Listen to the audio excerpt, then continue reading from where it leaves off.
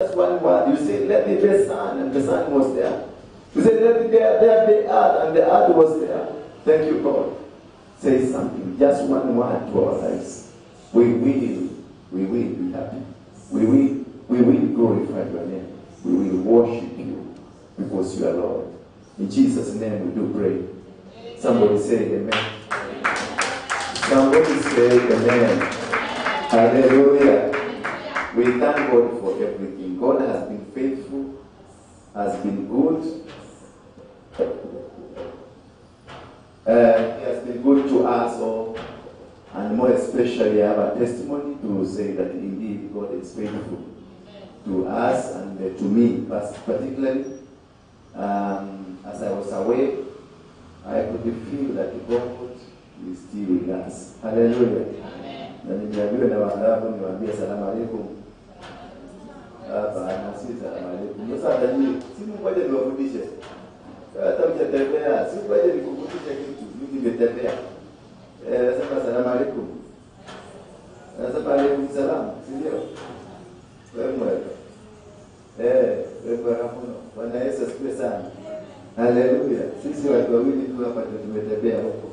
Na dada mwingine hapa sitaki kumuonyesha, tunaweza salamu alaykum, alaykum salam. Nashukuru Mungu kwa sababu ni safi kuko. He loves and he cares and he knows us by our names. Thank you. You may be seated. And kama kuna kiti kwa mbele yako ujue ni yako, si ya mtu mwingine. Kama if there is a seat in front of you, don't sit. If there's a seat in front of you, sit there. If you don't sit, I will send you out of this church. That is how bad I am. I'm not a good man. Mimi si pastor wale ya kawaida na majete. Mimi komanda. Sio? Tunataka kijeshi. Sio kushinda ukibagwa kila siku na baba. Na siku nyingine ukikuta kuna kiti mbele yako, just move seat there. Hakuna kiti reserve hapa. Hapa hakuna kiti ya chairman na secretary. Baba.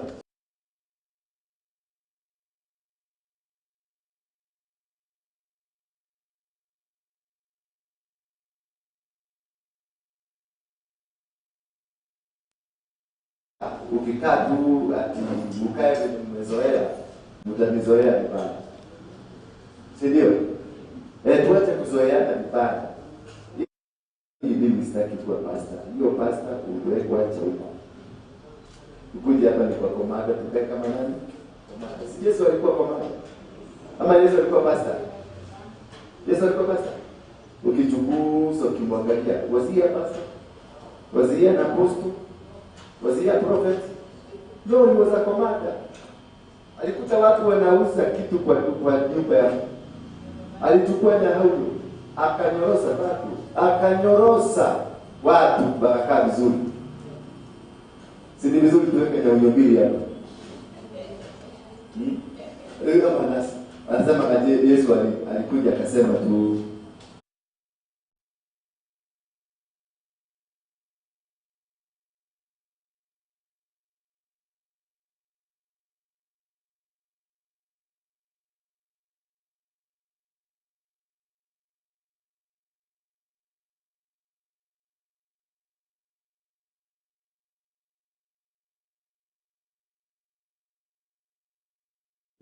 mzuri.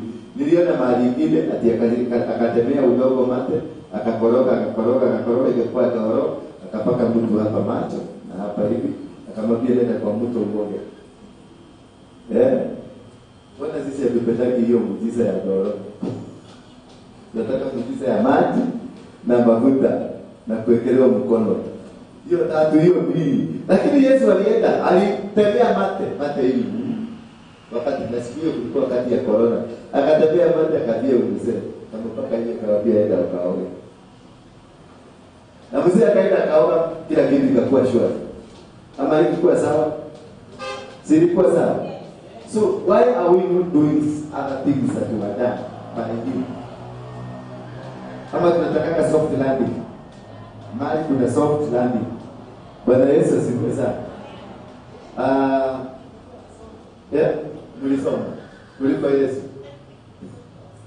Yesu alikuwa mwanatheolojia mkubwa. Theolojia ya Yesu ilikuwa powerful. Nobody has ever had it. Kama kumekuwa na mwingine, nani kungekuwa na Yesu mwingine? Mwenye hapo na theolojia, his theology, his doctrine ndio tunafuata mpaka sasa. Many years down the line, everybody is following his theology, his doctrine. Because he was a smart guy, a wise guy. Bwana Yesu asifiwe sana. I don't know what's wrong with you guys. Because every time there is a problem, you can't, mwezi kusikiliza sauti moja siya iko sawa. I want to clear Kristo na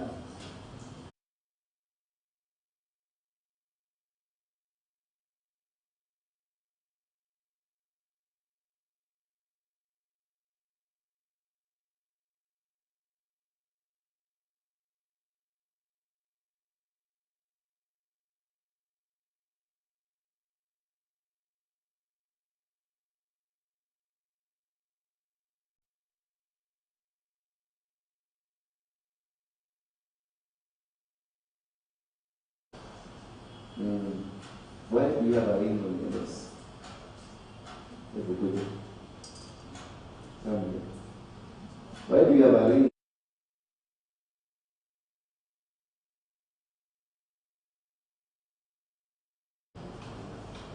Tengeneza hii mic. This mic that I have. Simama hapa tu.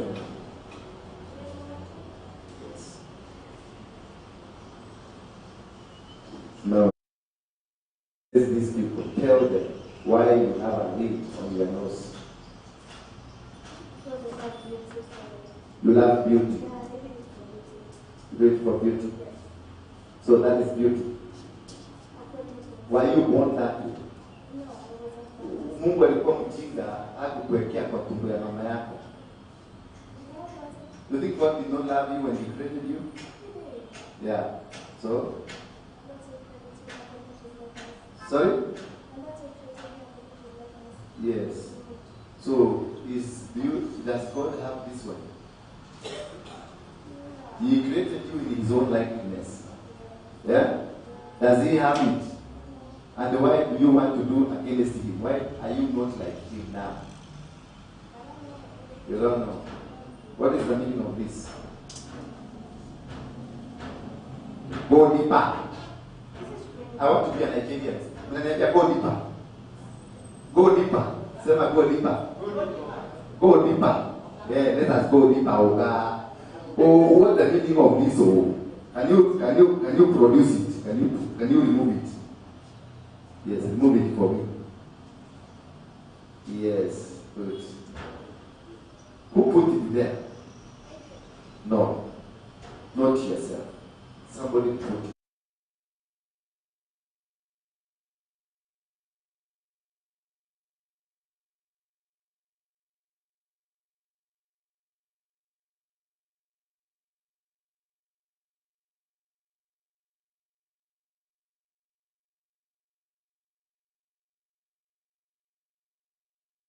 Is it from London or is it from UK?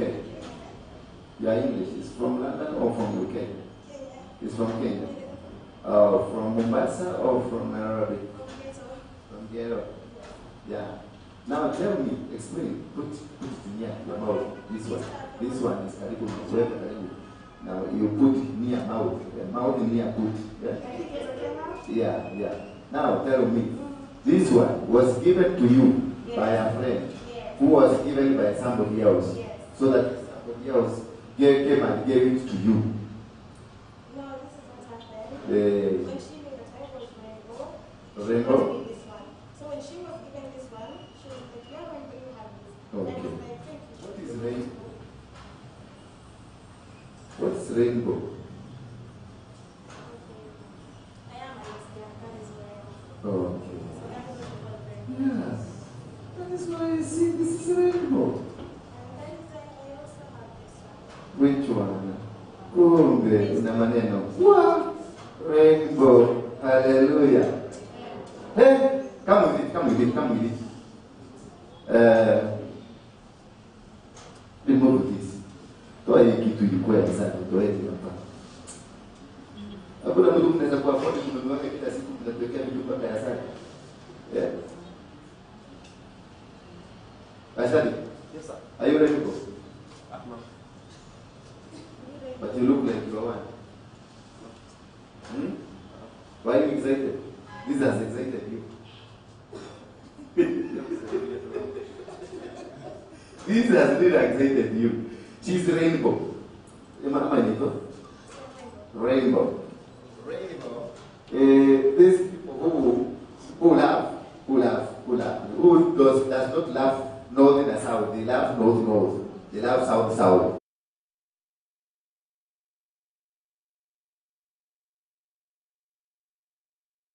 Connect that way. So this was given as a covenant. Is that true? Yeah. But it was given by her. Given to him, then he brought it to you. And from her, it had come from somebody else. It is something that has moved several hands. But how did she know that you're rainbow? You told her. Okay. So you tell people. Now, if I wanted to join rainbow, what do I do? Just pick it up. Yeah. Just come closer. Stand here. If I want to be rainbow, right now, I want to be rainbow. At your date.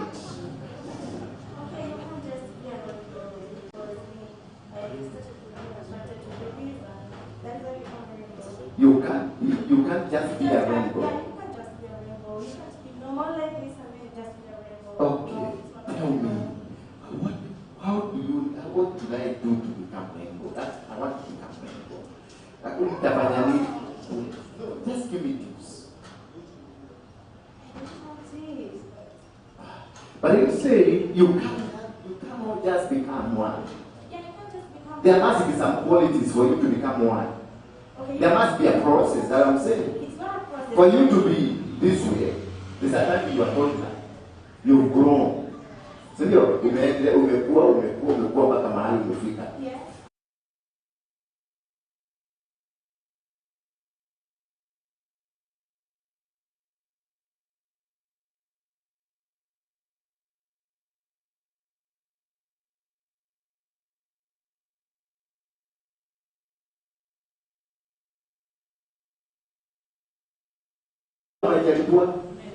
Just ngojeni. Wao wenyewe watakulana. Watasema wewe ulinidanganya, umeniharibu nyumba, sina breki sasa, naweka kabato huko nyumba. Hakuvumilia maji ya kutoka huko Dakaibu. Bwana Yesu asifiwe sana. Haleluya. Haleluya. Hata nikwambia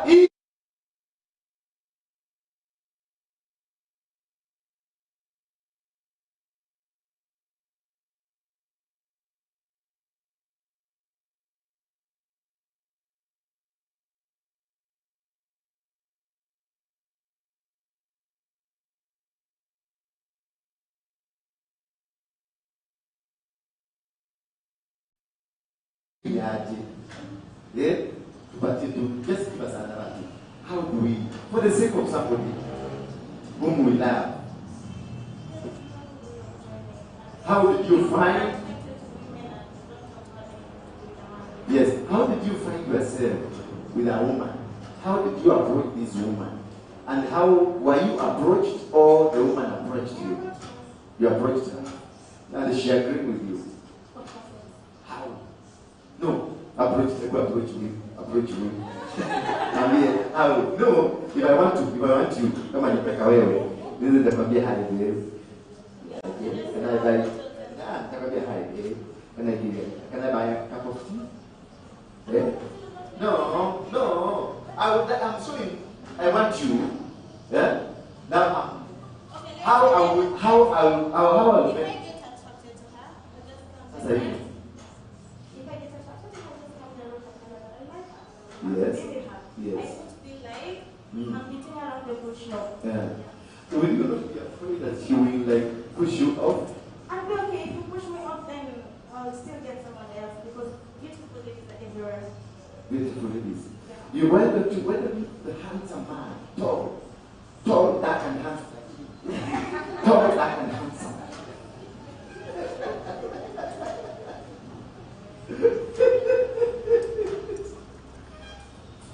an initiation or something like that? No, there is no initiation. Once you get to it, Once you get to eat, it's hard to come out. it's very hard to come Yeah. out. Yeah. That's a way. Unajua if it's me, I will do because I have it, and you have it. Different. We enter. Me, I enter. You come. See? Now you have to do. No, listen. This is not. Tunaongea, sio? Nikuongea tu si mambo baya. Don't take it personal. No, me, I will enter. Yeah? Because I have it to enter. Now, how do you enter?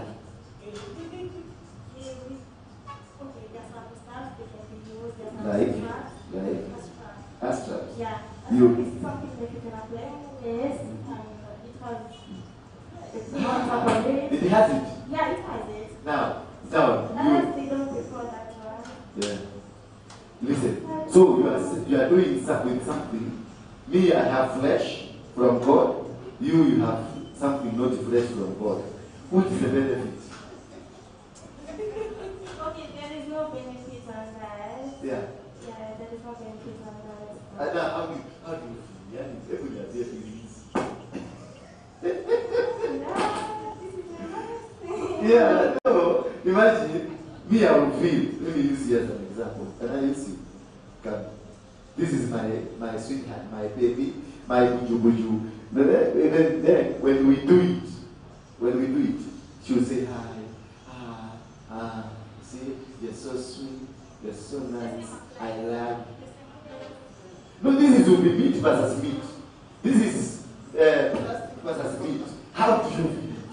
No, I just want to understand this thing. This is mundu.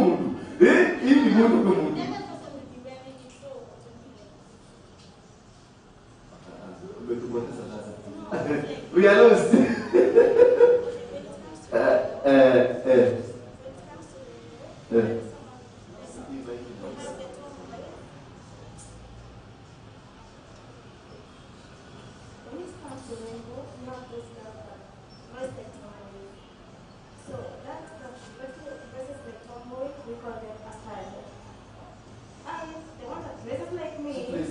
We call them afemi.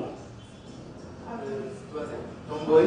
Yeah, the one that dresses like a man. Uh-huh. So, wait. Okay, a tomboy is the one that dresses like a man. So, a tomboy is the one that dresses like a man. And then the femi is the wife now. A tomboy? A tomboy? That dresses like a man. Yes. And a femi? A femi is like me now. Afemi? Yes, and lady like me. Femi is the short of a female. Yes. And Tombo is the name of a man, Tom. Yeah. They call themselves stars. Stars. A star, yeah. A star. So there is a star, there is a femi, there is touch me not. Achiminot. Yeah. Achiminot in nani Touch sasa? me not. Touch me that not. That one can touch you, but you can't touch her back. Touch me not. Ah. So. Umenipoteza kabisa sasa. Sasa nimepotea. Sasa acha nikae hapa. Nipatie kikombe ya maji. Sasa. Afemi you touch. She touch, you touch. She touch you.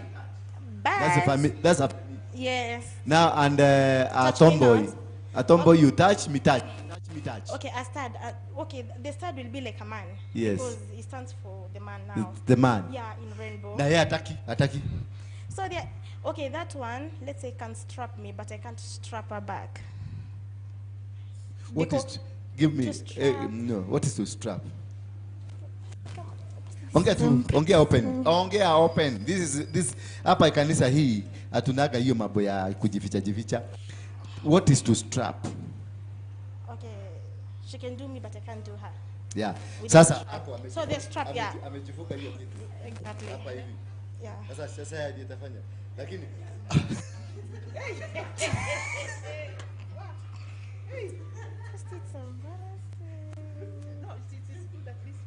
no, we are talking.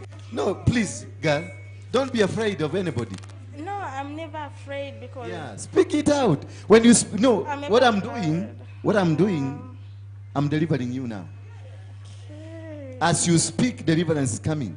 Don't wait until you go down. No, As you speak, what I'm doing, I'm delivering you. Okay. Yeah, go on. Tell it. Ashame the devil. And I'm here to Because now, nimefuga. So mimi peke yangu this moment kuja. Fuga. Yeah. So this one you cannot touch. me, I can't strap her because if she's a She's a tomboy, man. yeah, she's like the man to me. Yeah. No, I'm like the wife, so Yes. I can't strap her back. She takes care of you. She takes care of your bills, everything. Not every side is able to do that. So you can also take care. Exactly. Kama venye sisi wanaume tunafuga kwa saa nyingine na wanawake. Yes. Masponsor. It can be either way. Simpige Yesu makofi. Acha kukaa serious. Na Maria mweka kane moru muno na gukira Maria totorerwa. So that huyo ndio tunaita start. Sasa huyu ni start. Sasa Femi ni wewe ambaye hutaguzana. Na huyo mwingine Touch me not. touch me not. Yeah. Ha. Touch me not. Okay. Touch me not. She's the kind of lady that she can touch you, but you can't touch her back. Don't ask I me can why. touch. Listen. Yes. I can listen. Look here. I can You can do touch. everything to her, but you can't touch her back. She can do everything to you, but you can't touch her back. But she will be touching you. Yes, she can do everything to me, but She I will can't touch her romance back. you. And everything. Mm. And everything. Yes. That is the touch me not. But you don't touch. You can't touch her back. You can't touch her back. Can you be having now? You have you this is your man, the woman man, and then you have another real man in your life. No, that is the one that we call bisexual. Bisexual. Yes. Bisexual si yule anakuanga na vitu mbili. No, we call them bisexual because they do both men and ladies. Okay. Ndio anaitwa bisexual. Yeah. Sasa na wale nasikiaga wako na vitu mbili. Ati unaweza kwenda akugeuke akwambie sasa ni wewe. Okay, pia tunaweza muita bisexual, but when it comes to Rainbow, the one that we call bisexual is the one that does both a lady and also a man. So anaweza kuwa ako na familia yake huko. Yes. Lakini ananyanyuliwa na huko. Yeah, yeah. Aha. Yeah. Okay. Nani amecheka? Kuna mtu amecheka hapa. Kwani wewe ni wa hiyo? My sweetheart. Listen. These men that are done from behind, can they be done and they go do a woman? I don't think it's possible because what I hear, because Yes. me, I've never been a gay. No, but you've been LGBTQ together. Okay, what I hear is the man that is being done, Put closer to the mouth. the man that is being done cannot be able, can't do anybody, because once they do you behind, it's like wamekwaribu, so that you cannot, like, you can't function. Okay. Like, yeah. So if you are done, you are also head here done. When you're done, so if you are done, that means you are the wife in that. Forever. Yes. For the rest Yes. of your life. Yeah, you have to be submissive to that person because now you are the wife of that person. Yeah. No. Hapana. Wacha nikusema. Kwani una kapusi unaita? No, I'm asking. Kwa hivyo ukinyanyuliwa tu leo, unyanyuliwe head of the road. And that's why they are paying huko Kiabu. They are paying 30,000. Unyanyuliwe tu 30,000. Kunyanyuliwa tu 30,000. Na unaambiwa eda. Kumbe wamemaliza. Kai. So that is what I hear. You can't function back. So in short,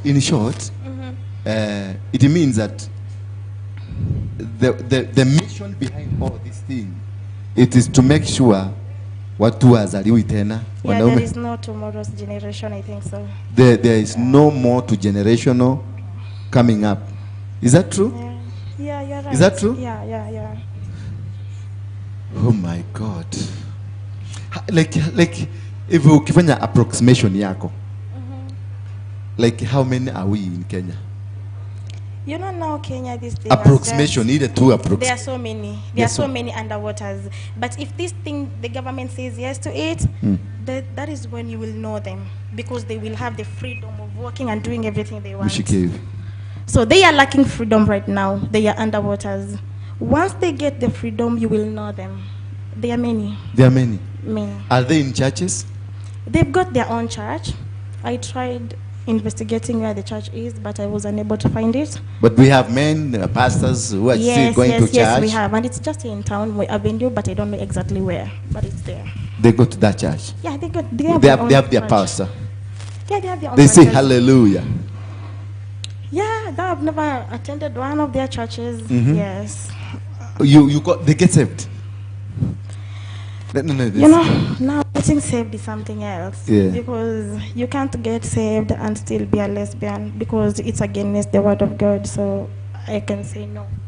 You can say no. Yes, I can say but no. But not according to your opinion. According to them, when they go to church, they say hata sisi ni watu. Hata sisi tunaweza kukula. No, they say they believe in God. That is what I can say about them. Oh, they believe in God. Yeah. Did you hear? And God is there, and they believe that God is there, and they believe in God. Yeah. Did you hear that? That once it is done, loco.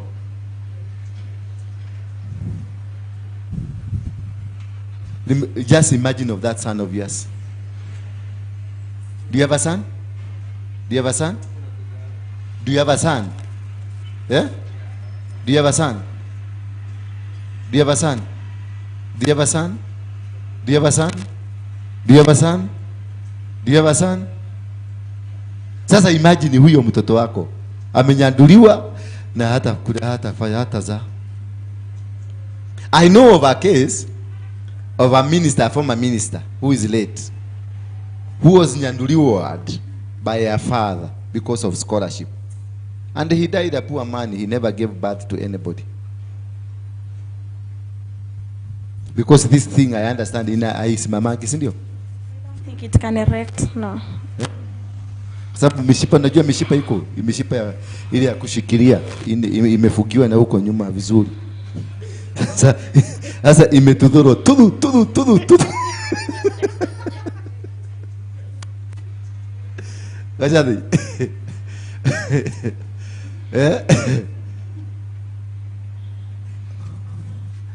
Inua mkono yako juu kama wewe ni mmoja wao.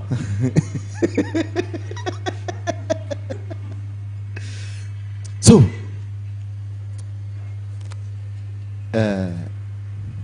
can you remove this?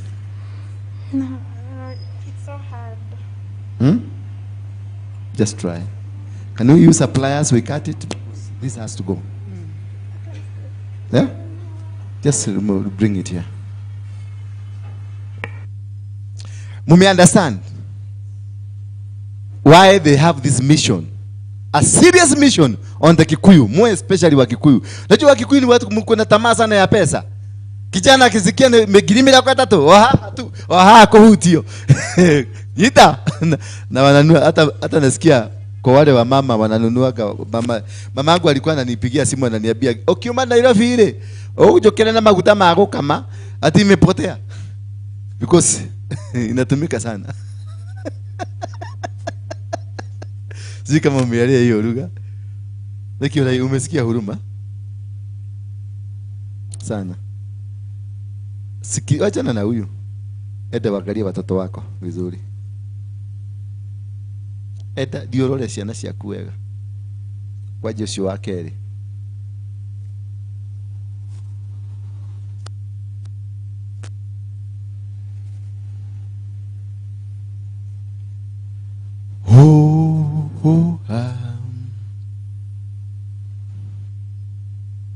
Pura hivi. Leta prayers.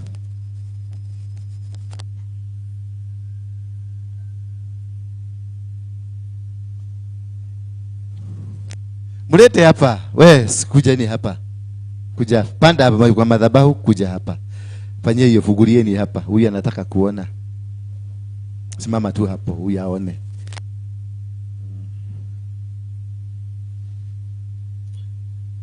I am a rainbow. Ukisikia mtu akisema I am a rainbow, hiyo inakuja I am a rainbow. Kutokia mascout tulikuwa tunaimba higa. Karibu tulikuwa who was a scout here? Yeah? Ngoja, hatuna haraka. Who was once a scout here? Kuna ipo tulikuwa tunaimba Mama America, bonyo sim perere. I'm a rainbow baby. Hii lazima itaisha Kenya. I declare and decree this one itaisha Kenya. No more in Kenya. Imetoka? Wow, you see? Unasema haiwezi kutoka. I am here commanding. Nimesema itaisha Kenya, na imeisha. Bring it here. Put it here. Hizi ndio madhabahu ya LGBTQ. Hii ndio madhabahu yao. Wengine wanaweka kwa mkonyo. Si wengine wanawekaga? Simama tu hapa. Simama tu hapa. Si wengine wanawekaga kwa mkonyo hapa. Na wengine wanaweka kipini huko sasa kwenyewe, kule kwenyewe. Piercing you can pierce anywhere you want. So, yes. Yeah. Nasikia unaweza kuweka kipini mpaka inakuwa chuma tupu. Hallelujah. Hallelujah. You know why? Me, I'm feeling love for you. Because I know God loves you. God is love. God. Yes? And I'm here to serve God. You are here to serve God. Yeah. Have you ever served God? Yeah. As this or as what? Assistant pastor. As a this, and while you are this? Not this one. I wasn't this by but that you time. Were you serving as assistant pastor while in this? No. What changed you? Oh my God. Everything went down. Oh my God. Everything went down. Yes, like yeah. How now? Like nothing worked for me because No. You are my assistant pastor from today. Yes. After 1 year later, I find you in this. What could have gone wrong? You know, you can face some challenges in life and you'll be like, is there really God? Yeah. So did you find God in this? I never found God because I was like, I just want to be happy. Like, I just want to be happy. Achana na huyo Mungu akae. Apende kabisa huyo Mungu. I never said that. But you know, when you said you just want to be happy, you've tried like, everything. You've tried to go swaga. You tried to this. You tried to this. Serving God in truth and in spirit, paying my tithe on time, not going to the house of God empty-handed, but still nothing working out for me. So I was like, no, this is hell, you know. This is hell. This is nonsense. Keep it up. You God, chukua vitu zako wete. Tumekutolea sadaka, tumekutolea fungu la 10, tumeabudu, tumefanya kila kitu. Chukua hiyo kekosho yako, si ndio? Si ndio alisema? Aliambia Mungu hivyo. Akaenda kukula life. Sasa umekula life imekuaje? How is it so far so good? Bad, not good. What can you tell these people? I can tell you, it's never join, never be a rainbow, because apart from it being against God, it's hard to come out of it. It is hard to come out of it. Very hard. Why is it hard? What I can say, for example, why is it very hard? Because it's like demonic, because like you want to be out, but when you think about that girl you love, you're like, no, am I going to leave this girl? So it's hard. You had a girlfriend or you are the girlfriend? Okay, I had a girlfriend and like I still call her my girlfriend. So nyinyi mlikuwa mnakulana? Yes. Sasa wewe sasa utaitwaje? Nyinyi mnakulana nyinyi wawili utaitwaje? Sasa nyinyi you eating each other. No. You eat the names are still the same. You eat her, she eat you. Who are you now? Are you bisexual? Are you? No, we are rainbow. We are lesbians. No. We are not, catch me here. Catch me here. Me and her. Now, the others don't touch me. Yeah. And the others touch me not. No, don't touch me. They touch me not. Yes, touch me not. And the other one we say this? Astide. Yeah. Now, Astide is your only done. No, Astide, when it comes to strapping, you can't strap her back. Okay, yeah, strap her back. Yeah, when it comes to strapping it back. Yeah, this is the issue here. The rest of the things what I'm asking, my question is here. You are doing her, and she's doing you. What's the name of those who do each other? We don't have a name for those ones. Yeah, we don't have a name. So you are not classified? No. Was it your own invention or it is something that existing? No, we don't have a name for those ones because like the one me I was dating, I was like, me, I don't want boundaries. You can't do me and I don't do you. You will tell me he's going to do you, so. No, who starts that? The one who begins is sweeter or the one who comes second? is sweeter? Dad.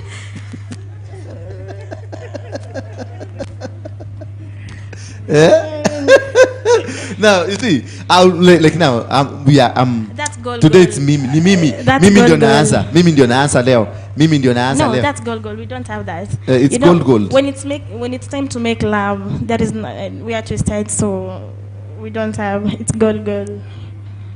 Now, where do you tie the thing? Not everybody is able to use those things. Me, I've never used them, but they are being used. But those who would use them, where are they able to tie it? Where the money is, or you fix it where the money is supposed to be? You wear it well. You wear it. It's something worn. It's a strap. Yeah, it's like a pant. You can put it, and it has some straps. You just apply. You just cover it. We buy it in shops. They sell them, but I don't know where because I've never used them. But do we hear that when I was user, Zinauzwa. Yeah, but I think Atakama they sell those things because it cannot be something open. Oh, yeah. Mama.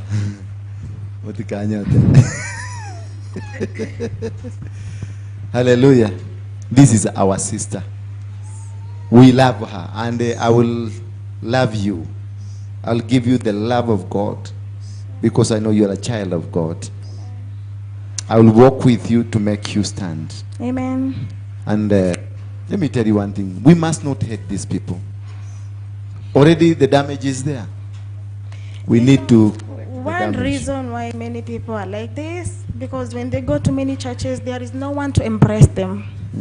Yeah. So do you have, like, your friends who want to come out? We help them to come out. Okay. They are struggling. The ones that I have, they are not here for now. They are out of the country. Like which country? Some, they're in Saudi, Qatar, like that. The Qatar, Saudi, Abu Dhabi. And the rest I have, they are in Uganda.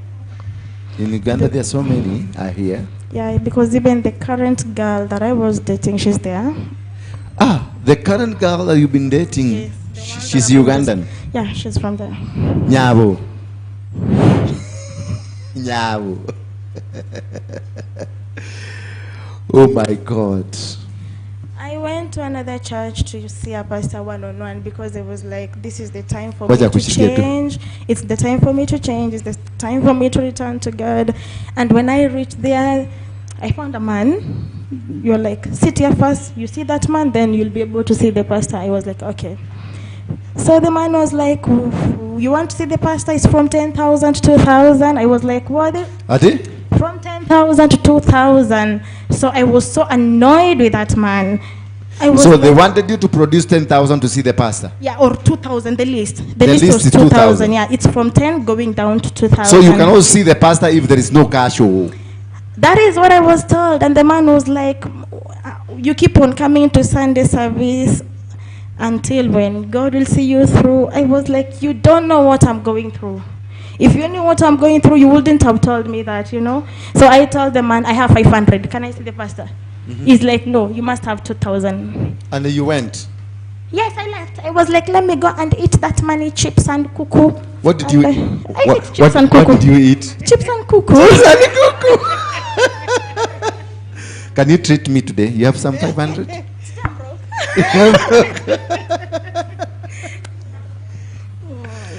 Oh my God. So I told my mom, never send me to that pastor again, and I will never go to that church, and I don't want to hear. I've been watching you with Mboya a long time ago, not now. So I was like, because Apostle was a criminal once upon a time, that is where also criminals can go and be delivered. Now tell them, they are watching you. Tell them, we have found our home. Yeah. Come. Apostle was like, he was a criminal, bad, dangerous man. Huh? Yes. Tell them. You know now. And they no pay here, no money, no give money here. Yeah, here it's the house of God, the house of worship, the solution center, and Apostle is here, and he was a criminal, and here I come, an LGBT girl, and And I'm here to be delivered, and I feel so nice because last Sunday I came here and I got born again. So I felt last Sunday I was not in. I was in I'm the girl that called you. I'm the girl that called you and told me to come here on Sunday at 9. I'm that one. I told you were going to meet me. Yes, but I knew. But I was in Dubai. But you did good because I got saved that Sunday. Yes. That Sunday you got saved? Yes. Oh my goodness. I got saved that Sunday and I feel... You're feeling great. Yeah, I feel different. You're feeling different? Yeah. Now how you're feeling? Now that you've spoken, are you feeling something that is happening in your body? I feel good. You're feeling good. Yeah, You feel loved. Good. Yeah. Cared and for. I love God. I love it that I came here and I was appreciated and I was embraced. So I felt home. You can. What do you do for a living? Okay. For now I'm not working. Yeah, for now I'm not working. You are staying with mom? Yeah. Where's your mom? She's at Mlango Kubwa. Mlango Kubwa. Can you come, mom? Yes. To church. I would love to meet your mom. I'll bring her. Where is your daddy? Okay, my dad stays at Dandora. Dandora? Yeah. And does he come? No, once in a while? Because polygamy is so bad. Because my mom is a second wife, so they don't stay together. Now, if you got a man, if I found you a man, would you feel free to have him as your husband?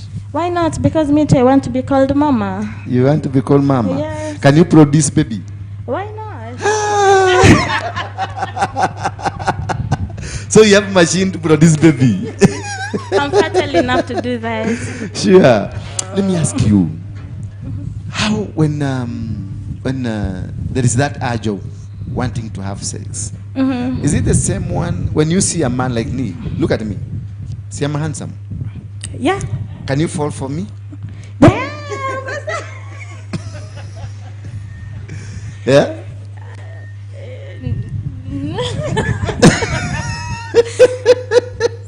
Can you fall for me? That's a hard question to ask. No, as a human being, not you. Okay, as a human being. As a human being, yeah. Yes. I know many falls for you. There are those feelings that you will have as a woman feeling for this man. Yeah. Do you have those feelings?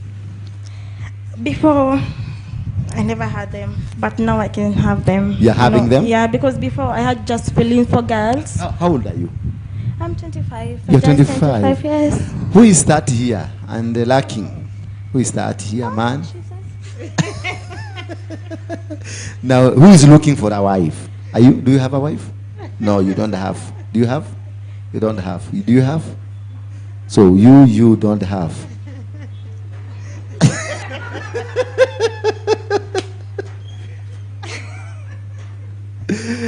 Oh my God. I love you. I love you too. My Jesus is love. Yeah. And the love is my Jesus. Yes, absolutely. And from today, your life will never be the same again. Amen. Amen. As I'm speaking now, there's some powerful anointing flowing over you. Amen. You're a powerful woman of God that you will serve in the kingdom. Amen. You demon of LGBTQ, wherever you've come from, I don't care what kind of sacrifices that were given over this young soul. Right now, I command you out! In the name of Jesus. The mighty name of Jesus Christ. I command every demonic arrangement, demonic altars, words spoken against you, the spirit of death, the spirit of prostitution, come out!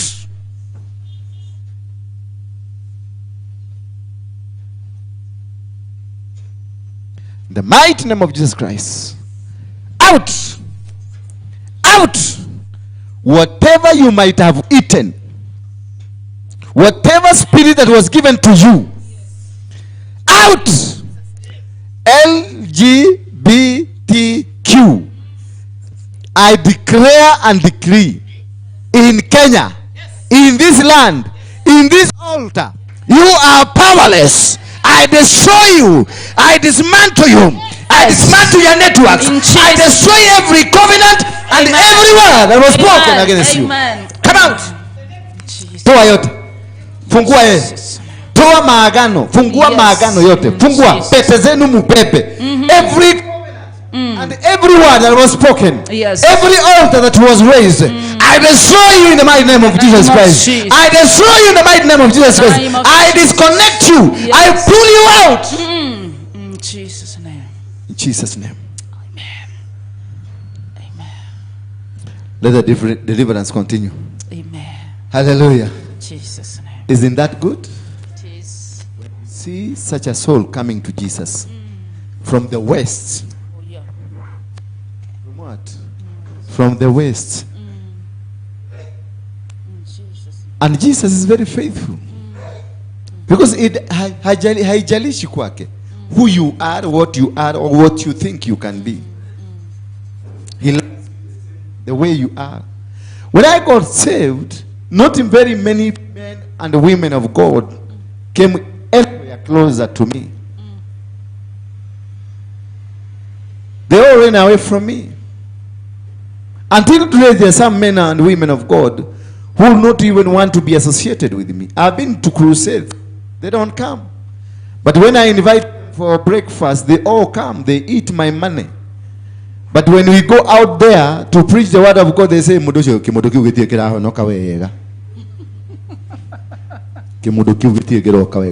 boss tengeneza hii. Kimuduki ugitikira aho no kawega. Kiunigi kwenda kiambekero. Wako na kilomita za kupima, wako na ratili ya kupima stand. Look at me. Sema Bwana Yesu, I come as myself to receive you, that you receive me.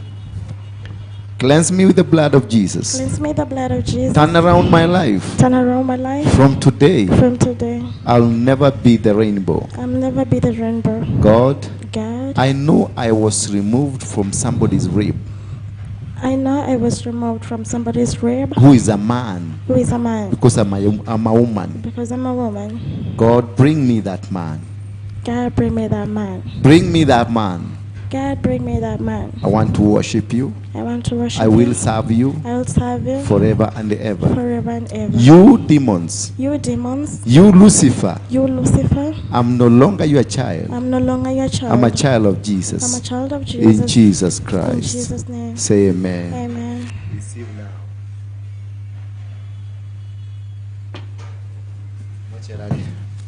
Hey, Mami.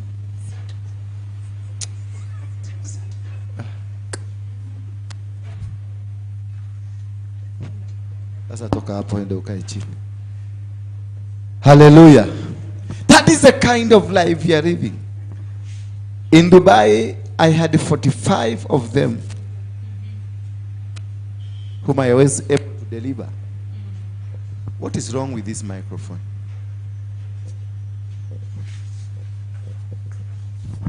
In Dubai, I was with 45 men and women. They are in Dubai. Ugandans, Nigerians, Kenyans. And God delivered them. Hallelujah. They are worshiping. We have opened a branch in Dubai. The synagogue has a branch in Dubai. That is the good report I have from Dubai. The land where they don't recognize this man called Jesus. I told him is Isa bin Mariam, don't worry. Now, Isa must stay closer to Ismail. Hallelujah. How many of you want to go to Dubai to preach the word of God? New fixes. Now, I want you to surrender this bag. And anything that belongs to LGBTQ, surrender it here. Tuonyeshe wale hata majaji wale walifanya hiyo judgment wakasema mkubalisho. Tuambie it is not in this land. We will not do like nani anaitwa Raila wa huko wa Uganda anaitwaje? Raila wa Uganda. Ama Ruto wa Uganda anaitwa? Yeah? Kagame. No. Museveni. Museveni aliwafugia ndani akawaambia nitawapatia the best meal, the best food, you eat well, you na nyumba mzuri. Until you produce a child, that is when you are going to come out. If there is no child, forever mtakufia huko. That is the best experience. Give it to me. I want you to surrender it to me. Stand up. I want you to surrender it to me. Anything ambao unajua. Kuna kitu kingine umewacha? At home? One shot. So, how did you get this? You bought it? They are sold where? In supermarkets? No, it was sold online. Online. Oh, they're selling it online for the rainbows. Okay. Do you surrender it to Jesus? Just say, I surrender this to Jesus. It be destroyed. Sema, it be destroyed. To destroy every network that belongs to it. That every other young man, that every other young man or old man or woman anywhere in the world, from today I set them free. Me being former one of them, from today I stand here as a son of God, as a daughter of God, to break every chain, every covenant, every authority, every plan, and every word spoken over them against God, against humanity. I surrender this to Jesus Christ. I surrender my body. I surrender my soul. I surrender my spirit to Jesus Christ. Lord Jesus, take over me. Amen. You are free. Thank you. Put your hands together for Jesus Christ. Hallelujah. Hallelujah. Now, do this. I will want to know what you can do in form of business. I'm going to stand with you. I'm going to help you stand up. I'm going to sign a check for you. Hallelujah. We are going to buy them out. We are going to use everything we have. We buy them out. We rescue them. I'm ready to spend millions of money to buy them out. Hallelujah. Yes, I will sell one of my property. I have many properties. I don't eat them. But if my property can save these souls to come back to Jesus, I would rather sell them. Because they don't. They all belong to God. This soul belongs to God. This is a daughter of heaven. If I can use something from my Father to help our sister, who all of us belong together from one God, from one Father, then that one will make me happy. Hallelujah. When I was in Dubai, I lived in a house, the same house, because it belonged to the king of Dubai. They are called the sheikhs. I was in 5th floor and I was living in 6th floor. Ni nyumba yake. Unajua, those people are simple. They are not like us. Huyo ni king, bruto wa huko. Ako na apartment pale na kujaga kupumzika. At one point tulikuwa kwa same dining, niko nyuma yake na yeye ako mbele yangu. And akanipatia have a card here. His business card. You can call me when you are here. They're just simple. But they're super rich. They are super rich. Sasa hapa upate tu 10 bob. 10 bob. Hata hewa utatupugusia. Hewa utatupugusia. Chakula tutakula mabakio. Metawa mabakio. Hewa naitako mabakio. Matigio. Mabaki ni mabaki. Tutakula mabaki yako. Ule jamaa unasikia laini hiyo yote za manyumba ni zake, huko ni zake, huko ni zake, na anatembea mguu cross kutoka State House, ana cross mguu anakuja huko kulala. Na mtu yule amembebea tu kibeti ka briefcase. Hiyo tu. Security huko hata utapata polisi. Mimi sikuona polisi, niliona tu gari bili. Maradi kurusa bili. Iko na polisi mmoja ndani, huko ndani.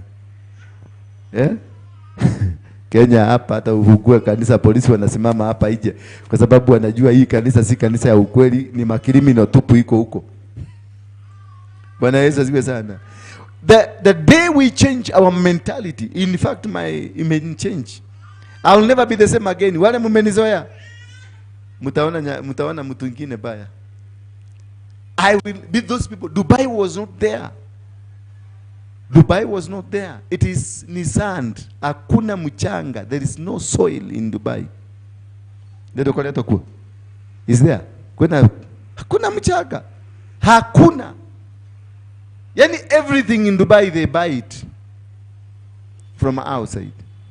But Dubai has the largest number of tourists. Largest number. They are the richest people. They live nice.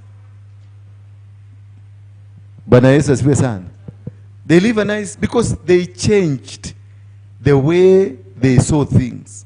You change when you change your mentality and they live the way you are supposed to live as a human being. Live the way God wanted you to be. Ujinga ipukuke. Wacha kulialia hata kutile pesa. These people they don't have soil.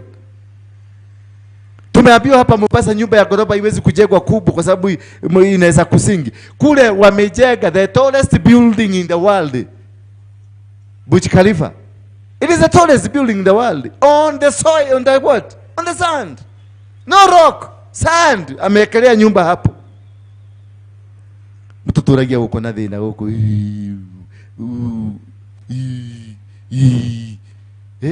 Mnanisumbua na kanyumba kadogo hapa ati hapa. Watu 20 mnasubua na hapa ati mnangangania kiti, mnangangania hii, mnangangania hapa. That nonsense. Wacha niwaambie. I'm a different man. Throwing you out is like kufinya da huo ngakua. Throwing you out from my life. It is that way. Those people are no nonsense people. They know how to live. They know how to do it. They know they have made their nation. It is a superpower nation. They know they don't have police. They don't have security. And you cannot steal. You cannot steal. Ukiacha simu yako, hata kama ni katorotoro, ukawacha kwa hoteli, hata uende miaka 10, ukuje hiyo hoteli utapatiwa simu yako. Peleka Wakenya 3 huko wanaangalia, ni atigadimu. Poverty mentality. Bwana Yesu asifiwe sana. Poverty mentality must come to an end. We must stop it. We must stop it. Poverty mentality. Not hapa kwa hii nyumba hii. Poverty mentality. I'm telling you, if you still have that poverty mentality, hapa, more especially those people I work with, I'm telling you, you have only 2 weeks in this church. Only 2. This girl anatuambia a very good example that she tried to see a man of God, but it was not possible. Not possible at all. Because this hana pesa. And nimemstopisha, nimemwambia awachane na hiyo kitu because maybe she was benefiting from it.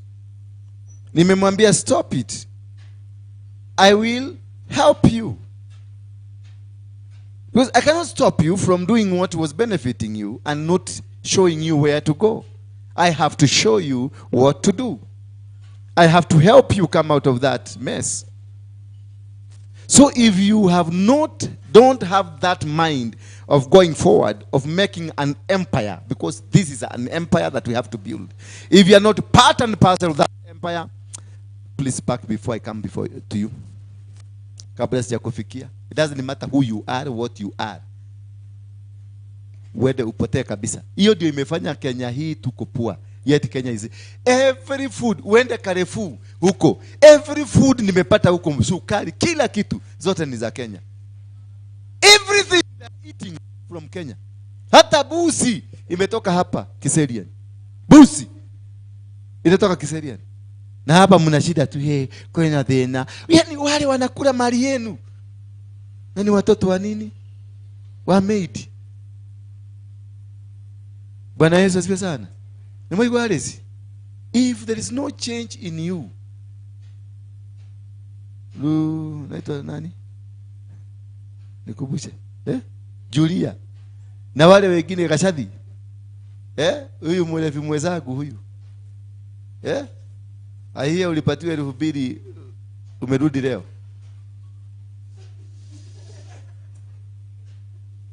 Start packing. That is it, and that is final. We have to save these people. We have to save these people. We have to change the way we are thinking. We have to change how we are looking at things. It must come to it. If you are not changing, you are not part of me. We have to show these people love. We have to show murderers, thieves, those bad people. We must bring them back to God. It's because they are not there because they wanted to be there. There is something that forced them to be there. Lakini kwa sababu umeokoka hapa. Kwa sababu umeokoka mpaka Yesu mwenyewe anaulizaga wale ni wangu bado. Kulikana na mukihonokete. Ana Yesu nikiona anagetigira guka. Unajua Jesus anaogopa kukuja. Kwa sababu wale watu huko mumeokoka kumuliko mnaweza kuja mumuulize wewe uliokokea kanisa gani? Ati wewe ni Yesu. Wewe ni Yesu ule wa Nazareth. Uliopewa na nani? Uliopewa na bishop gani? Ulifanywa deliverance. Kwa sababu atakuja na talitali. Na kikacho imefika huko. Na mahunyoka ndio talitali inavutaka vumbi inalete hapa. Usijua talitali kama hiyo yako. Nani amevaa talitali kama hii ya huyu? Inavutaka vumbi inakuja hapa. Sasa unauliza ati sasa hiyo navaa ile gogos. Hebu tupatie yako.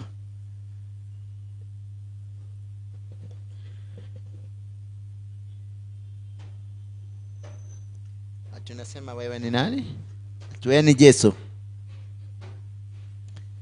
Ati wewe ni Yesu. Yesu kutoka wapi? Ule wa Nazareth. Nani alikuombea ukaokoka? Are you delivered?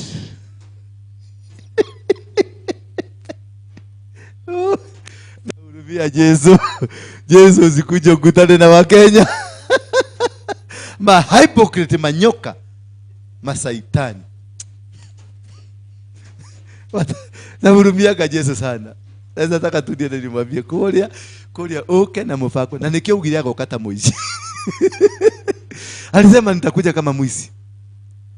Alijua maneno venye itakuwa. Kama mtu ana 2000. Utoe wapi? Na kama una kwa hivyo there is no Jesus for you. From 10,000. The retro the money, the retro the anointing. Semeni hiyo kitu tumekataa kwa hii nyumba. Bwana Yesu asifiwe sana. I will fight it. I will fight it until Kenya we conquer this Kenya. Until we win this battle. I started it. Tumeanza. Nikawaambia mwezi wa 3, simeona mpaka wameanza kuneni? Wameanza kuuana. Do you know why they are killing each other?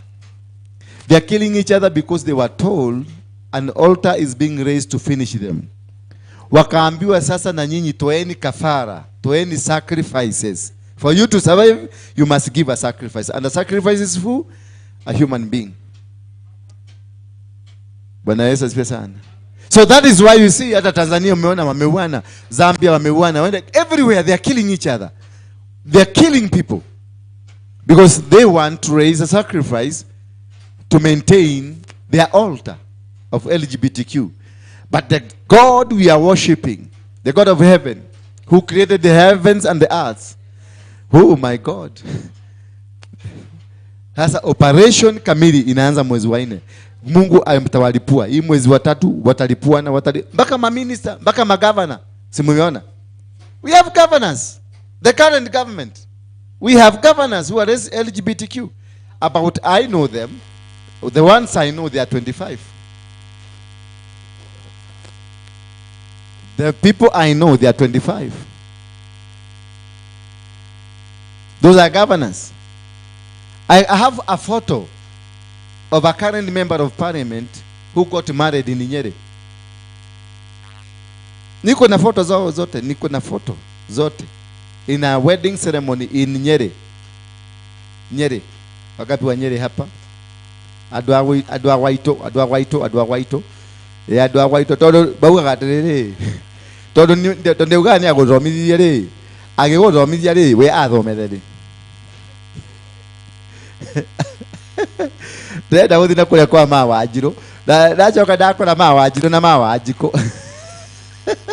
Huko walifanya wedding. I'm a member of parliament and a businessman. Now I'm a mumunyana.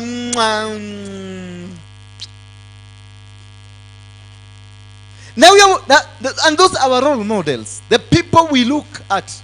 The people utamwambia mheshimiwa, chukua huyu mtoto wangu wa mvulana.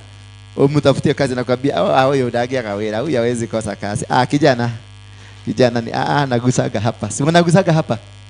Kijana, you are good man. Alafu anaenda kiguza mpaka huko ta. Ya kuisha chakula ndio hiyo.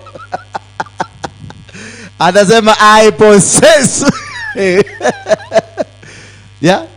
And those are the role models, the people we are looking at. The people to save this nation. Wametutumbukisa huko. The judges wametutumbukisa huko.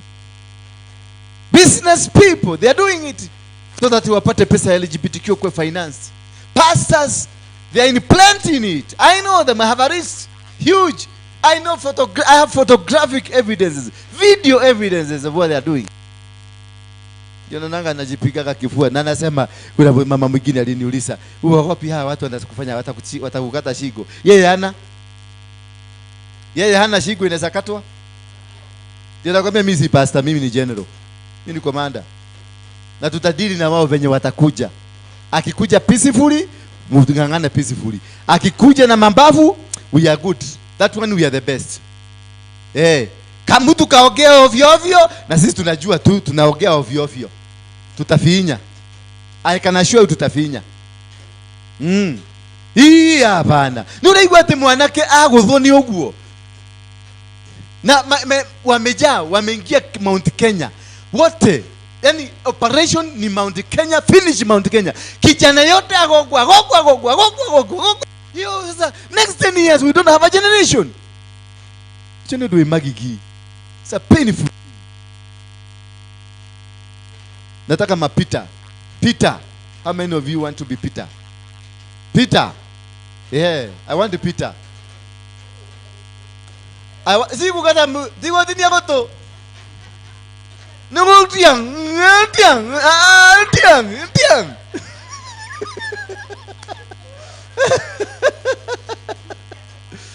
Yeah? We must get Peters. This is the time we need Jesus with Peter. Akina Luka na Matthew waende wakaongojee, wataambiwa ripoti. Lakini tutafute mapita peke yake. 12 Peters. Wakuwe ndio madisciple. Tutembee Central. Wagapi wako tayari tuingie Central? Wagapi wako tayari kutumia pesa zao, magari zao na mali yao tuingie Central? We must stop this. We must stop this. Tuingie Mombasa Coast kule, we must stop this. Tuingie Nyanza, we must stop this. Tuingie Rift Valley, we must stop this. Tuingie North Eastern, we must stop. We must put a ring in Kenya and say this must be stopped. We are not going to tolerate this nonsense. At in the name ati tumeokoka, tumeaenda. Penda na hiyo budingi yako na hiyo koko yako. Peleka kwako, kwenda ukakule. Pika chapati na madodo. Nonsense.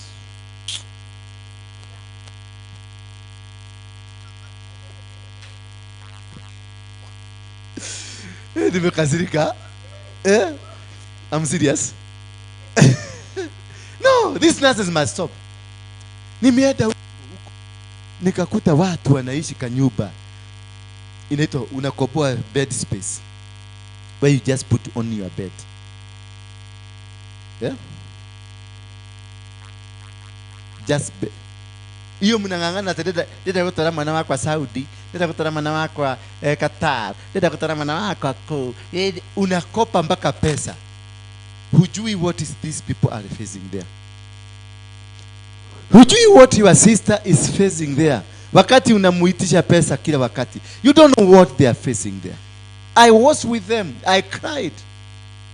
I cried the whole day. Amani mwanaume kama huyu anakunaretia. Venye amenyanyuliwa na huko nyuma kwa sababu ya tumbo. ama kwa sababu ya mahali pa kulala.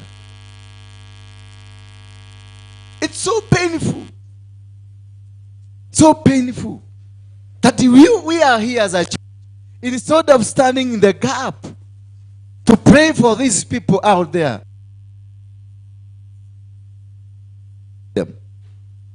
we are busy doing things that are not for us to do. Our sisters and our brothers out there, they need your prayers. They are not hawako sawa. They need our prayers. Ukipigiwa na mtu wa Saudi simu, akupatia wakati wa kuongea. Anaongea ni kama kaparaita kanaongea. Why? Because that is the only time amepata. Na akimalizia ataki hata ongea mbili, anasaka aliyokiwa kemo moto ile wa kosheji. Kemo tu. Lakini yeye ameongea 3 hours. Ukienda kumwambia dokera yake agwele. Bo kejabe gwele. Ana kupeleka kwa shosho kwa anko kwa nini? Ni ile shida. Amelala akikuliwa ndio hiyo sasa. Hana pesa, hana kazi, miezi 3 na anasikia kuna msako inafanyika ashikwe. So those navu uole kwa mdosi mbaya. Mdosi wa huko wanakuwekea sasa wewe ni bibi yangu kuja. Huyu ni mke wangu sasa. Wewe ni maid wetu amuka. Maid. Huyu ni maid. Sasa kwa sababu si nimezoea kukula chakula. Sasa huyu nitamutengenezea kachai na kadawa akakulala. Ede ukalale. Sasa tunabaki na huyu. Sasa huyu tumeachua mimi na vijana wangu 3. Tunaenda in turns. Tunaenda in turns. Mzee anakula kwa sababu ni baba. Anakuja next. Ni goderalia. Ni makane maheni.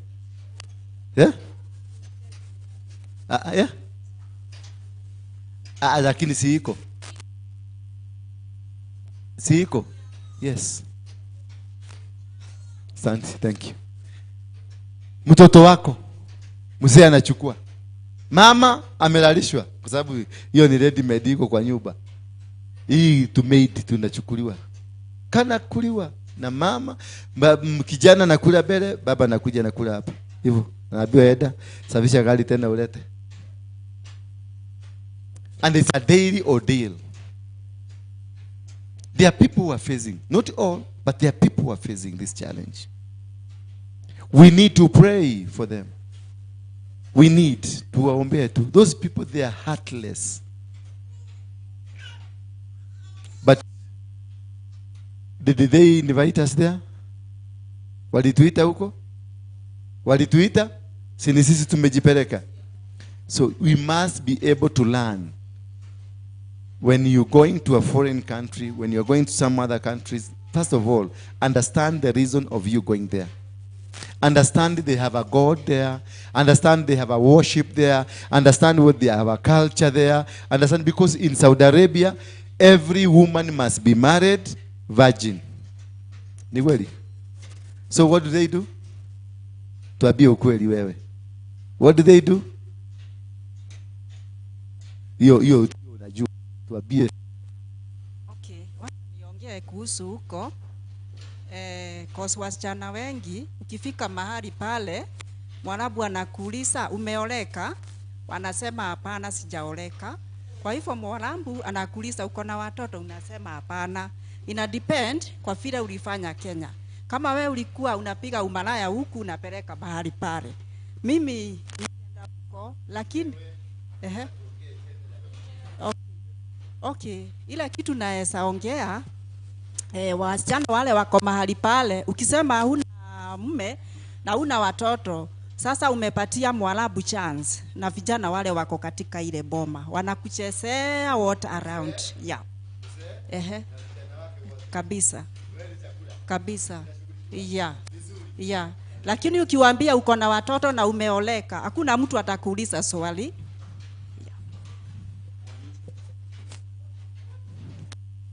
Kwa nini? Hallelujah. So this must be looked. Tusome kitabu cha, naona wakati umeenda sana, but tulikuwa tunafanya recap. Unajua ni ile kutayarisha ground. Nilikuwa na waangalia Mliniangalia na mimi nikihubiri huko? Hata nyinyi najua mliniangalia. Nilipatiwa huko wa Nigeria wako na kanisa, wa Kenya hana kanisa. Alafu una expect umehika kutarika niki.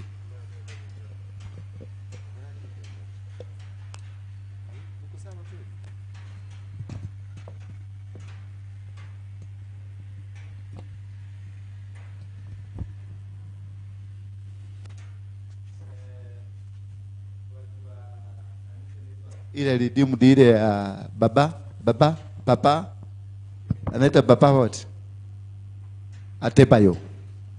Papa Adebayo ako na kanisa kubwa kule, that they gave me the platform, they gave me their church to preach to Kenyans. Baba Adebayo. Adeboyo. Yeah, Papa is Papa Adeboyo. And I was happy for them because hakuna kanisa ya Kenyan. Hakuna, yani wamekaa tu hivi vuguvugu na tumefungua kanisa hapo mahali hapo tu karibu Deira, pale panaitwa Deira. We have opened a church there. If you want to go there, we'll give you contact. Kuna kanisa huko, and also the people huko nimesema washuku watafutwe wale wako na shida. We open up something for them to help them. We need to help them because they are in a mess already. We need to help them come out of the mess. We need to assist them for those who need to be assisted, and also make them realize that they have the potential to become better people. Therefore, in a nutshell, tunasema we are going mwezi wa 6 ama wa 7 there. We will be going there sasa ku inaugurate, ku raise the altar huko. Itetee gafu mzima. Bwana Yesu asifiwe sana. Simpigie Yesu makofi. It is one of the greatest achievement ambao Mungu amenikubarisha. Na sasa tunaanza kujipaka, tunaenda Kirinyaga kulonji vita ya LGBTQ, pope na madawa ya kulevya na any evil ambayo imerushwa huko. We are going to launch it and it's going to be fast and furious. Na tunaenda ku breathe fire. Sema fire. Tunaenda ku breathe fire until order is put. Kuna mtu kunyandua mtu mwingine hapo hivyo. Vijana wetu tutawatafutia wademu. Sasa angalia msichana kama huyu, umeharibiwa, huyu ameharibiwa. Sasa mnaangaliana tu hivi. Unajua kile kiubwa kimsee hakina meno, kinaonaka tu bunini, nyama ikikuliwa akiwezi kukula, kinakaka tu pale kando kinalia. Lakini aliaga kinamwaga machozi hapa hivi. Because you are toothless, there's nothing you can do. Bwana Yesu asifiwe sana. Ambia mwenzako, we must save this generation. Mwambie, mimi sitaenda maandamano ya Raila, lakini I will save my generation. There's no need. Hakuna haja ya maandamano ya Raila. Of what benefit is bringing us? There's no benefit. Whatever they are doing is wrong. They have been in power with Uhuru Kenyatta. What did they change? Ruto angefanya nini? I'm not a good supporter of Ruto. I'm not a good supporter of Ruto. Meaning I'm not his supporter. But when it comes to logic, natumia akili, niko na akili ya kujiuliza, yes, huyu msee wamekuwa na Uhuru, hii marriage yao, sheki hadi, ni sheki hadi. Yo, all 10 years. Yeah? The same problem anafanyia maandamano, we had it when he was in control. When they were buddies with Uhuru, ama ni changa tu walikuwa nakunywa State House. Watu wachie ujinga. Hapana. Si wampatie, hata kama wampatie 1 year, tuone venye atafanya. Wewe umeharibu economy, mulipora. Siku moja ile walikuwa na hesabu kura. Siku ile walikuwa kuna hesabiwa kura. Harambe House kwenyewe kuibiwa 200 billion shillings zilibebwa zikatoka. Na huyu Kebuchi na wengine walichukua 1 day, wakachukua wakaenda nazo. Nao unakuja unaambia mtu tunataka ulisema 100 days tupatie ama to get State House. No. Hiyo mambo ya Freemason watu wachishe. Hiyo mambo ya na usikue mjarua sasa kwa sababu ni Mjaruo uende ukarusha maati kwa sababu yeye Uhuru ni Mgikuyu uende ukafanya. No, use your brain. This is a time to use your brain. Let's love our country. Wacha tutakie country. Tukifanya maandamano kazi imekuwa mabarabara zimekuwa we are losing more. We are not getting anything. We are losing. The more we do the demonstration, the more roads zinafungwa. The more the economy, mafuta ni hiyo imepanda, kila kitu inapanda. Sasa mtu huyu mnataka afanye nini? Mimi simpendi. Lakini mnataka afanye nini? Ati juzi kupendi sasa nikute umezuiliwa kukula ni support usikule, hapana, nitasema mpatieni chakula. Na nitakusaidia tu apige, alafu nikuulize unajua sikupendi.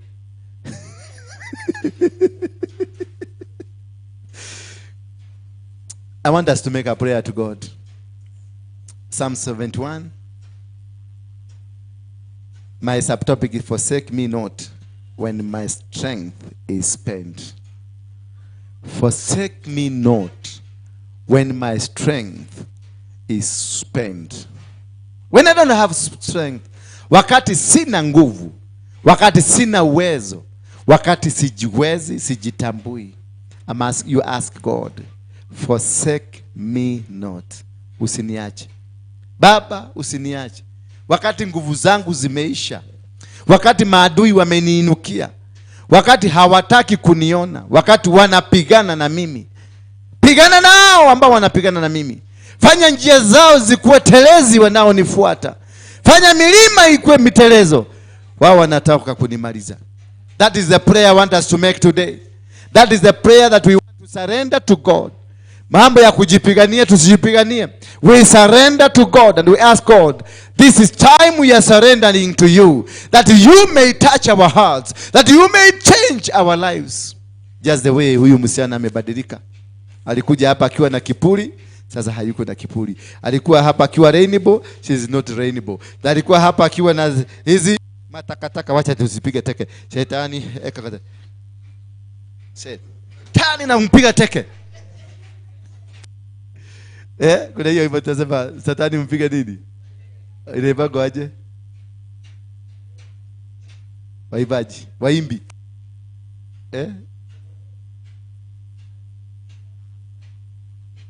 Hiyo achana na hiyo. Kuna mwingine. Mateke, sio hiyo. Hiyo ni yakale ule size 9. Kuna ingine ya jamaa na kwa amekata mkono hivi. In you, O Lord, do I take refuge. It is only in God that we take our refuge. Nowhere else. Not in your brother, not in your mother, not in your cousin. Psalm 71. Not in your father, not in your mother, not in your cousin, not in anybody we take the refuge. Only in God we do take our refuge. In you only. And that is the beginning of wisdom. I'm training you today how to win spiritual battles. How to conquer. How to attract God in your challenges. You have faced challenges. You have been fought. Umepigwa, umengangana na umepitia hali ngumu. Not because you are supposed to be weak. Not because that you don't deserve. Not because you are not a human being. But because you don't understand how to go before God. Hauelewi jinsi ya kwenda karibu na Mungu. Maana lazima ukue na kitu ambacho itakupeleka karibu na Mungu. Na kukwenda karibu na Mungu lazima upatiane Mungu, ujipatiane kwa Mungu. Na Mungu atakubadilishia maisha yako. Maisha yako itabadilishwa. Anasema let me never be put to shame. You see, it is all about God. You don't go fighting for yourself. You don't go challenging people or stopping or trying to bribe so that you usiwekwe kwenye shape. Aumbia Mungu, don't put me to shame. Usikubali baba yangu. Usikubali nikaaibika. Mimi ni mtumishi wako. Mimi ni mtoto wako. Usikubali. Mungu wangu ninakuomba tu nisaidie. Nishike mkono maana siwezi. Nishike nipetee nguvu ninapopungukiwa. Kwa sababu tunapungukiwa. Huyu msichana anasema aliingia kwa nini? Aliingia huko kwa sababu alifanya tithe, alifanya sadaka, alifanya maombezi, alifanya kila kitu, but nothing was working. Most of us here, we are facing the same challenge. We have tried every best. Ndio kufika kwa Waruinge, umeenda makanisa mengi, Paka unasema gai hata kama ni yule wa ile acha tu niende labda huko ndio Mungu wako. Lakini haja kuja hapa si mwanzo wake. Kule ameenda ameruka. Oh, and nothing is working. Mpaka amedecide wacha niende. Yes, we sometimes tunafika kwenye level ambayo is so difficult for us to come out. Tunafika kwenye mateso. Watoto wako wote, none is working. None has anything. Vita zimeinukia nyumba mzima. Watoto wako na shida pandi, wewe uko na shida, baba ako na shida. Nobody is there to help anyone until umeenda makanisa. You started going when you are virgin. Your virginity was broken when you got married because you feared and you just loved God. Only kujikuta the situation is so hard for you. Life is completely is not working. That is the time most of us wanaanguka, wanatoka kwenye mapenzi ya Mungu. But ole wangu, ungejua tu kumwambia Mungu kitu, sio kutoka kwenda. Ungejua tu kumwambia Mungu kitu, umwambie, oh my Lord, help me this. Nimeshindwa, nimefika mwisho, sina kitu naweza kufanya, nahitaji msaada wako. Kuwe kuzuri, mtegemee Mungu. Kuwe kubaya, mtegemee Mungu. Kuwe umefika mwisho, mtegemee Mungu. There is nowhere you can be. Kwa Mungu kuna kila kitu. Kuna wakati mimi nilikuwa nimefika mwisho, walikuwa wananinyonga, wakaniweka kwenye ile mashini la kunyonga. Naona unaenda kukufa, but there is nothing you can do. Wamekufunga kitambaa kwa kichwa, wamekufunga mikono, wamekufunga na miguu na nyororo. Mguu huu umeshikwa na nyororo, mguu huu mwingine, mikono imeshikwa na hii. Unapandishwa na mashini, alafu unavalishwa. Kisha Father anakuja anakuombea. Anasema, anatoa sala zake. Anasema sasa wewe nenda safiri salama. You know now I'm dying. You know I'm going now. There is nothing I can do. I am going now. Lakini ukiwa mbaya unamwambia Mungu, nimefika mwisho wangu. I need your help here. I need your assistance here. I need you to care. I need you to stand with me. And all of a sudden God comes in and makes sure the machine does not kill you. Wanafinya button zao, machine inakataa. Inasema this soul I'm not taking. Inasema this comes from heaven. The helper who is in heaven comes instantly when you come to the end. When your personal thinking and personal emotions comes to an end, that is when God takes over. Until the way you think, the way you look at things, and the way you do things comes to an end, that is when God will come. But if still you are fighting with your experience, you are fighting with your knowledge, you are fighting with everything that is around you, unastili kungangana, unataka kukua, I can assure you God will never come. This prayer of Psalm 71 is done by the person mwenye amefika mwisho na experience zake, mwenye amefika mwisho na elimu yake, mwenye amefika mwisho na pesa zake, mwenye amefika mwisho na majina yake, mwenye amefika mwisho na uwezo wake, nia zake, mipango yake, mwenye amefika mwisho. That is when you apply Psalm 71, because that's the time now. God will wait until ufike kwenye hiyo level, because he will never share his glory with you. He will never sit down to argue with you ati mwanze kupagana ati wega ile ule togweka ogo kunegera tithe na weke ogo. No, that is bribing God. If you've ever gone to church, umetoa pesa, umetoa mafugura 10, umetoa kila kitu for God to heal you, that's bribing God. Give because you are giving God, not because of the problem you are in. Hiyo shilingi yako 1000, keep it to you until when you are ready to give it, because you are giving God, not because of the situation. Ate daruta agiri ko minege da ojo holiday maisha mako. No, that is higher purchase. You don't give God anything. No, we always give God because he is God. We surrender what we have to God because all that we have belongs to him. Anything that you have belongs to him. It doesn't belong to me. It belongs to God who is in heaven. Therefore, you cannot demand from him by paying him. Because most of you come here with your hand 1,000 shilling, 2,500 because you want to blame God. Lakini jana ningekuomba hiyo 2,000 ukiniambia sina wera. ziko na kasi. Lakini umekamatwa na kiishu, sasa hiyo ndio nakuja kuwekelea hapa. Hata unaiwekelea mpaka unaichukulia venye umeiwekelea. Naiangalia vizuri. Nasema wewe unifungulie maisha, si umesikia? Si umesikia unifungulie? Najua wewe nimekutoa, hata moyo wangu umelia, na ile sadaka inatolewa kwa moyo unalia, hiyo ndio inafanyaga kazi. Ufanye kazi, umesikia? Bwana Yesu asifiwe sana. Those people who give because of a situation they are in, that is not giving. That is bribing. And you know, corruption is all over with the Christians.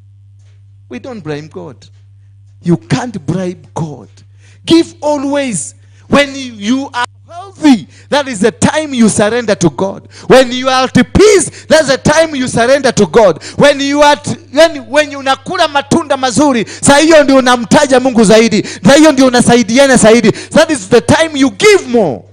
When yuko sawa kabisa, ndio siku ile utakuwa kwa ubaya, hiyo ulifanya itakutetea.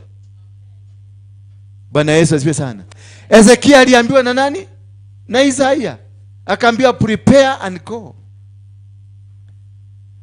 Hakuongea na Isaiah. Aliangalia Isaiah akamwambia umemaliza mzee?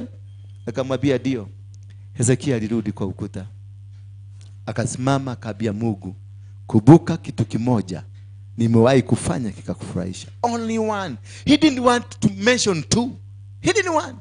So what you do when you life iko sawa, what you do when maisha yako sawa sawa is an investment for tomorrow.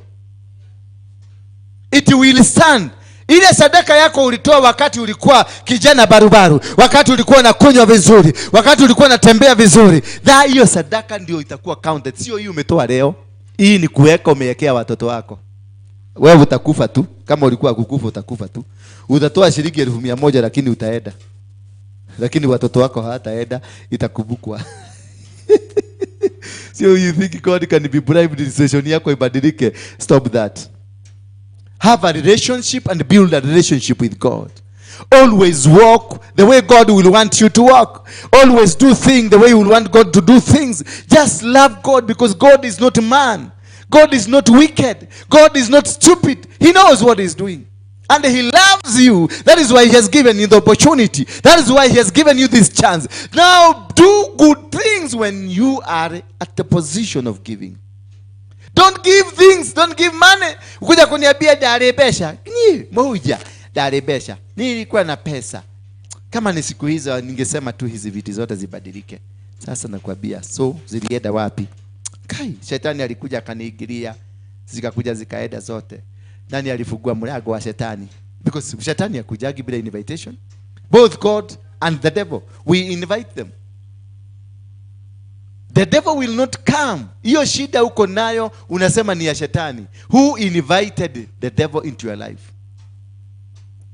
God tuna zimemfanyia. Nimemwambia sema Bwana Yesu, nimekuja. Nisamee dhambi zangu. You invite Jesus. Jesus will never impose himself to you. The same, the devil himself, Lucifer, will never impose himself to you. Kama unakuja kusema shetani amenipiga, shetani amenifanya, you opened the door, you invited him, and you gave him a seat. That is why he's seated in your heart. Until you are able to know that God is invited and the devil is invited. Hii story ingine wachana nayo. Kama shetani amekushambulia, you are the cause. Don't kuja tabia de shetani amenionea. Nimenyalirwa. Mundu wa Ngai kiugo kimwe tu. Wewe kwenda na hiyo kiugo yako moja. You invited him. Na mimi nakwambia hapo moigate. Fukuza. Nani? Huyo shetani fukuza. Sasa Mundu wa Ngai, hapana. Anaishi kwa moyo wako. Mtoe kwanza. That is it. Shetani haishiki kwa nyumba, anaishiki kwa moyo wako. Na hii moyo nani alifungua moyo? Ni wewe. So kabla ukuje nikupatie neno moja, kabla ukuje for that one word, Father kwa wabe umurute. Nigetha tuhote kwaria. Nigetha bosi yako Ngai to ningeigua one Ngai na bosi ino yako ali tumutafutie nafasi. Si ndio? Wezi kuigiza mtu kwa nyumba ya kukoboa na kuna mtu mwingine tenant. You must remove the one ule yako bele ndio weke tenant mwingine. Bwana Yesu asifiwe sana. So kama unajua shetani amekupiga, kama unajua you are under attack now, kama unajua biashara yako imeanguka, kama unajua familia yako is not upstanding, kama unajua you have a challenge from the devil, mtoe kwanza. Ndio mkono wako useme, shetani, najua uko kwangu, najua uko kwa moyo wangu. Inua mkono juu, kila mtu inua mkono juu. Tei wetu ule muriega, ule muria hono kumugathie ginya kweteni huko. Sasa sema, shetani, inua mkono mzuri, nyosha mkono. Nyosha mkono kama hauna ibilisi kwa jegeke. Inua mikono yote mbili sasa. Sema, shetani, inua mikono yote mbili. Inua mikono, sema, shetani, kutoka leo hama. Hama kutoka kwangu, kwa sababu bosi anakuja. Sema, bosi anakuja. Bosi anakuja. Sema amen. In Jesus name. Your deliverance is already done. Your deliverance is already done. That is the simplest thing you can ever do. Hivyo tu, hiyo shida unapitia brother, ni shetani. Hiyo banki unavuta, hiyo miraa unakula, hiyo sharati unafanya, it's you invited. Ate motivation yako wewe ya dukata. Nimeshika karibu kuja tena nikushike, wapata story ya kuandika. Atakaka wakiandika breaking news. Nashika hivi. No gwe kumonyitete. Osho muhuja ni agoa.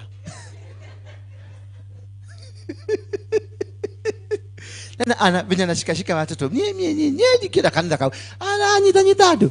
Kwenda huko. Nyitado kule mtu wakudajita. Siende ukae. Haleluya. Bwana Yesu asifiwe sana. Hakuna mtu anaweza kuniagusha. Ni mimi nitataka huyu mama. Ni mimi nitateremsha hii suruali yangu. Hakuna mashini itakuja ishikanishwe padi na padi ati suruali iteremuke peke yake. No, ni mimi. Ni mimi nitaweka kaakili hapa. Huyu mjamaa asimame. Na huyu mjamaa anza akoroge akili yangu. Naona huyu mama nilikuwa naonaga akiwa moshongini anza kwa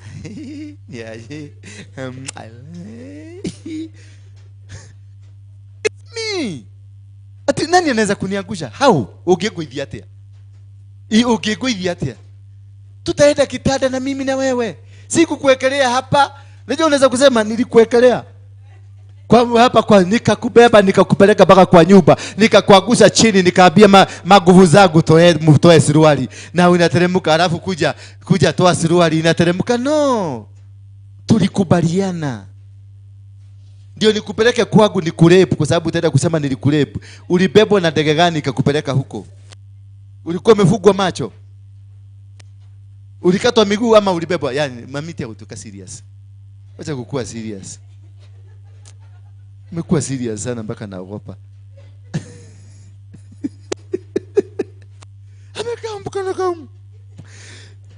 No! Never be lied to. If it's me, I'm going to bed to deal with you. I have the desire. I planned for it. Bwana Yesu asifiwe sana. I planned for it. I organized how you are going to go. Na tukaingia kwa kitanda. Troza haikuteremshwa na mashini si hydraulic. Hii troza yangu haina hydraulic. Hii ni mimi nafungua hapa. Na tabia hapa nafungua karibu. Nateremsha. Naekelea pale vizuri. Naenda nafanya misuli na nyorosha. Na kama sina nguvu naenda nanunua kale ka tablet ka blue na meza. Alafu ndasema shetani amenishabulia. Tenyaliletwa ni ngoma. Ngoma ni wewe ndio shetani. Wewe ndio shetani. Wacha kusema ati shetani amekunyalira. Unajua kuna vitu vingine shetani anayeulizaga Mungu, anataka anauliza Mungu. Hata kweli tuseme ukweli huyu si mimi. Dire hoti tinie eno nego mane na kuokera. Huyu ni shetani kuniliko. Bwana Yesu asifiwe sana. So don't be holier than thou. Because you ati uliokoka miaka 20 na kunyemelea ndio mnajua kunyemelea. Nani hapa hajai nyemelewa? Niulize kama Yesu mwenye hajafanya achukue hii mawe amgoge. Kuna mtu hapa anaweza kuchukua mawe? Hapa nyinyi wote hapa. Hapa nyinyi wa Kristo ahonokia ya. The next 1 meter 1 meter kuingia heaven nyinyi. Ama labda mko inside heaven, nipatie mmoja hapa. Mmoja wenu hapa. Hakuna, including myself. Mimi kwanza ni mbaya, mimi ni kangauro. Ajua wanasema kama pastor wengine hawakuwagi na dhambi. Ajua kuna mapastor wanakanyaga, unaona venye anakanyanga. Hana dhambi. Na masecurity wa kuchunga dhambi simkaribie. Every single, kama uliamuka asubuhi, kama uliamuka, uliingia kwa the world that is full of challenges. Unaweza kosa kufanya usherati, lakini ulitamania, uliona kimama. Kama sasa ulikuja ukasema, na huyu pastor kwa msupu. Sidio? Ni kuongea tunaongea. We are talking. It's a general talk.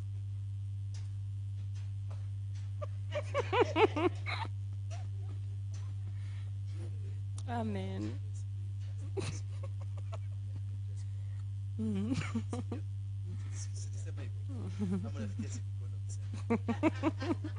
Alisema, hiyo ni matamanio. Na Biblia inasema nini? Usitamani. Wewe ambao umetamani na mwenye amefanya, you are one and the same. Usifikirie tu kwenda hapo ndio shida, hata ile ama ile unaona. Baka uko na bibi hapa, tuseme hebu simama mami. Kutoka huyu ni mke wangu.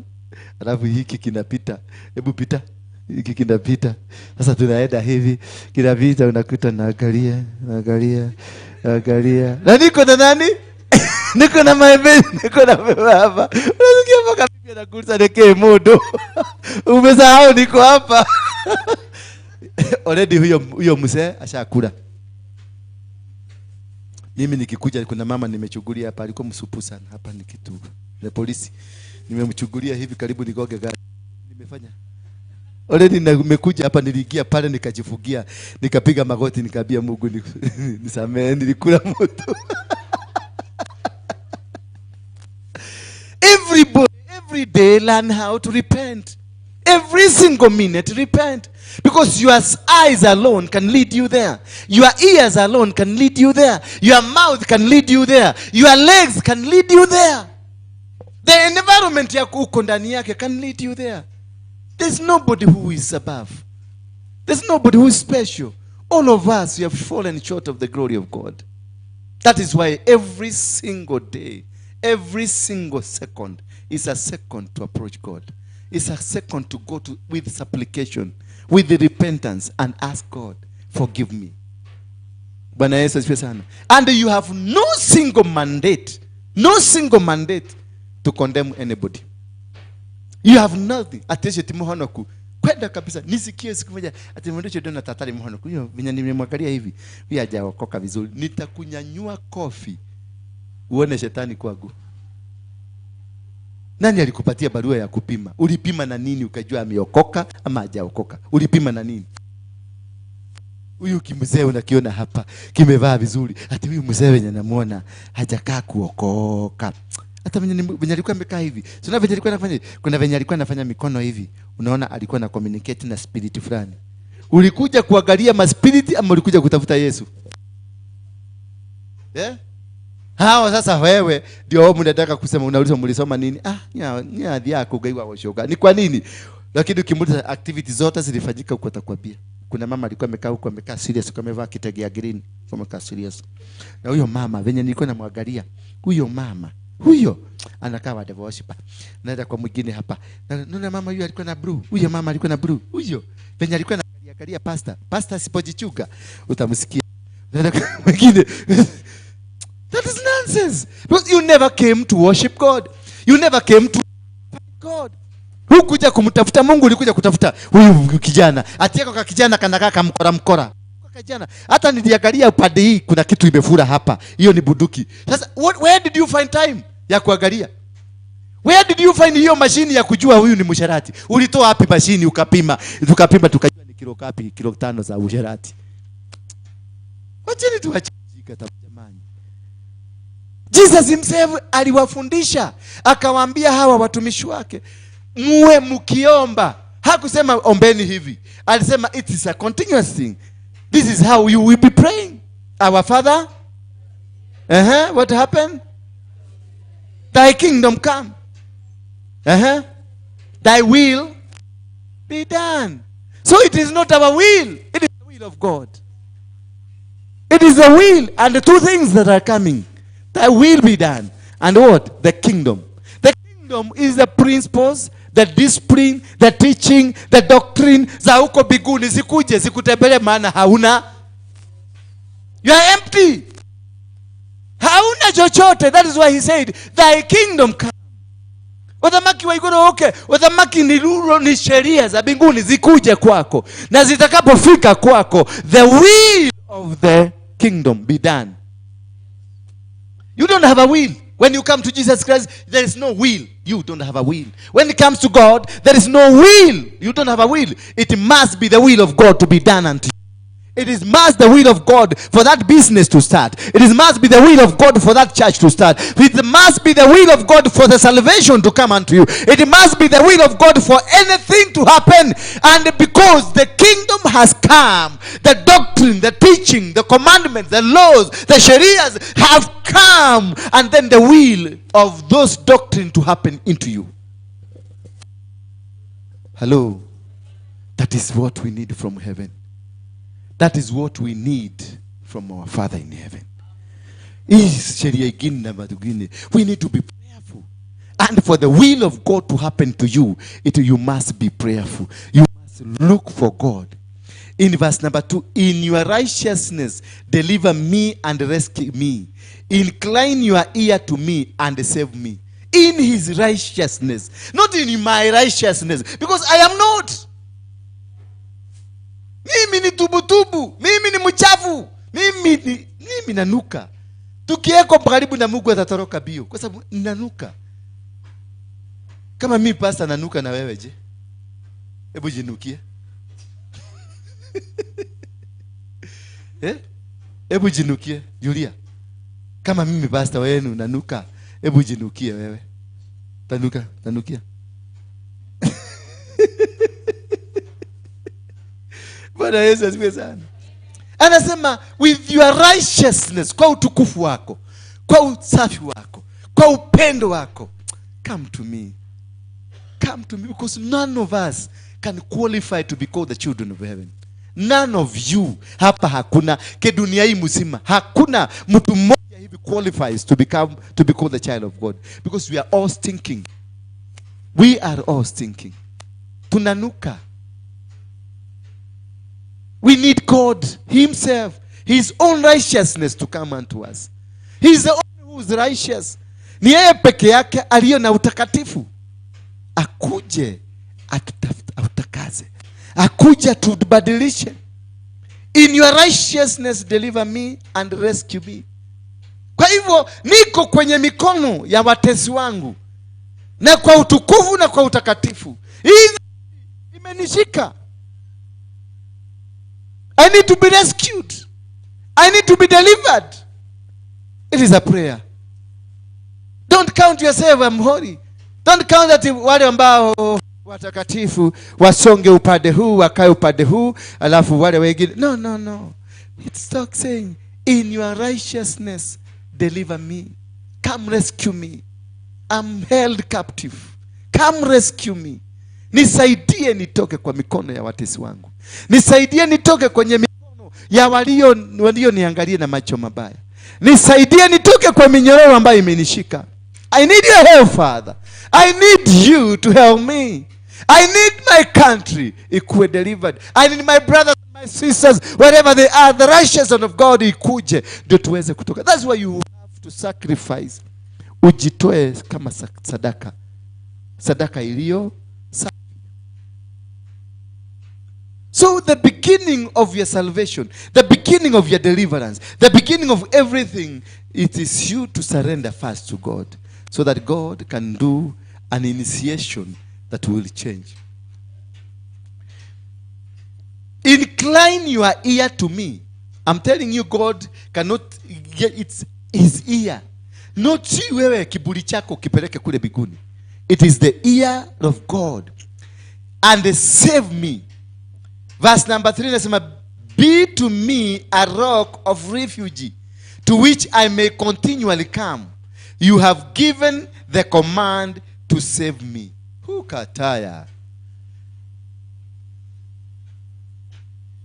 Yani, akuwe jiwe lako la kukimbilianga. Jiwe litakalo kupigania, jiwe litakalo kusimamisha, jiwe litakalo kusaidia ukasimame vizuri. Him alone, he becomes a rock in your life.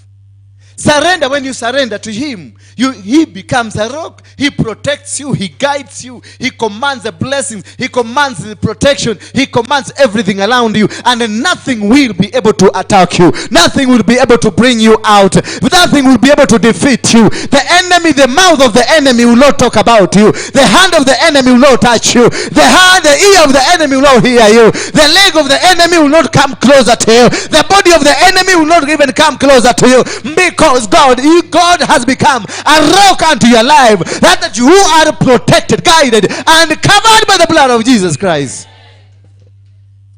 It is not a one-way out. It is a two-way. Both of you and God must be together. Rescue me, verse number 4. Oh my God, from the hands of the wicked, from the grasp of the unjust, and from the cruel man.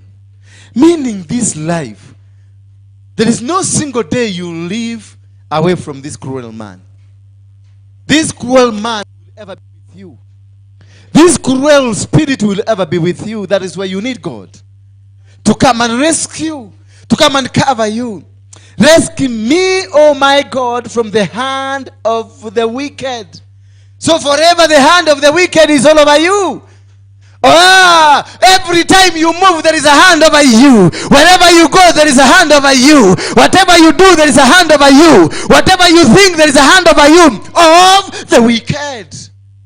And that's why we need God to be able to deliver you. Because you cannot be able to do it alone. Hauna. It is the prayer you need to pray. Tell your neighbor, we are in the prayer. We are praying. We are praying now. We are in serious business. Mwambie we are in serious business. We are, rescue me, oh my God, from the hand of the wicked, from the grasp of the unjust and the cruel man. For you, O Lord, are my hope, my trust, O Lord, from my youth. He is your hope and your trust from the days of your youth. Hello? He is your hope and the trust he is to you from the days of youth. Not from the days of yesterday, from today, not from just a moment ago, but from the day of your youth, from the single day you were born. He is your hope and your trust. Only to him we trust. Only to him we give, we surrender to. Only to him we say indeed, E Mungu wetu, we are here to be saved by you. He is the hope, not in man. He is the trust, not in man. In him alone we have hope. In him alone we have the trust. Ni kuinua Mungu. Huyu mjamaa anamuinua Mungu. You have to praise God. You have to put God in his position. Not getting, oh baba rina keteyanda, lama keta ya ramakaha, oh baba ninakuitesha, sina kazi hata wewe unajua, sina nyumba hata renti sina hata wewe unajua, si unaelewa tu watu wamefukuza shule. Hiyo ni ujinga. Bembeleza Mungu, muinue, mpatie sifa kochokocho, mpatie sifa kochokocho, anafurahi. God is a man. God is a man. Yes.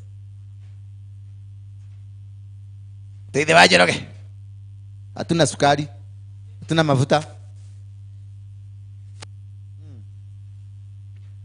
hata sabuni hakuna. Mimi nikupatie?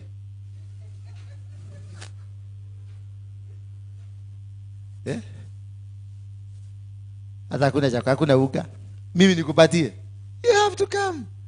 Nimechoka kazi, nimetoka kazini, nimechoka. Jioni nikuje, chukua koti yangu, nikitoa koti chukue nikelea mahali pazuri. Nisalimie, hao umekuaje, umeshindaje? Pole na majukumu. Bwanangu, pole na majukumu. Naonekana mchofu. Haya, acha nikupatie maji ya kunywa. Tuma kwanza, si vita. Hata ulitoka asubuhi, hata ukutuachia kitu, naona sasa hata hatujakula, hata leo utalala hivyo. Nikiwa pastor utalala hivyo. Bwana Yesu asifiwe sana. Nipatie hizo microphone zingine hizo. Nipatie mic. Hii department nataka kuangaliwa kutoka leo na macho tatu.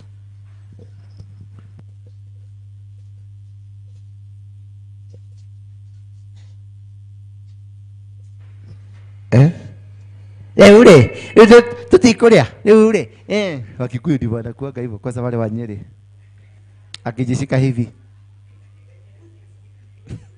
no, bwana nabebelezwa. Hata kama unajua I am the man, yes, ni mimi ni bwana yako. Hakuna siku itabadilika.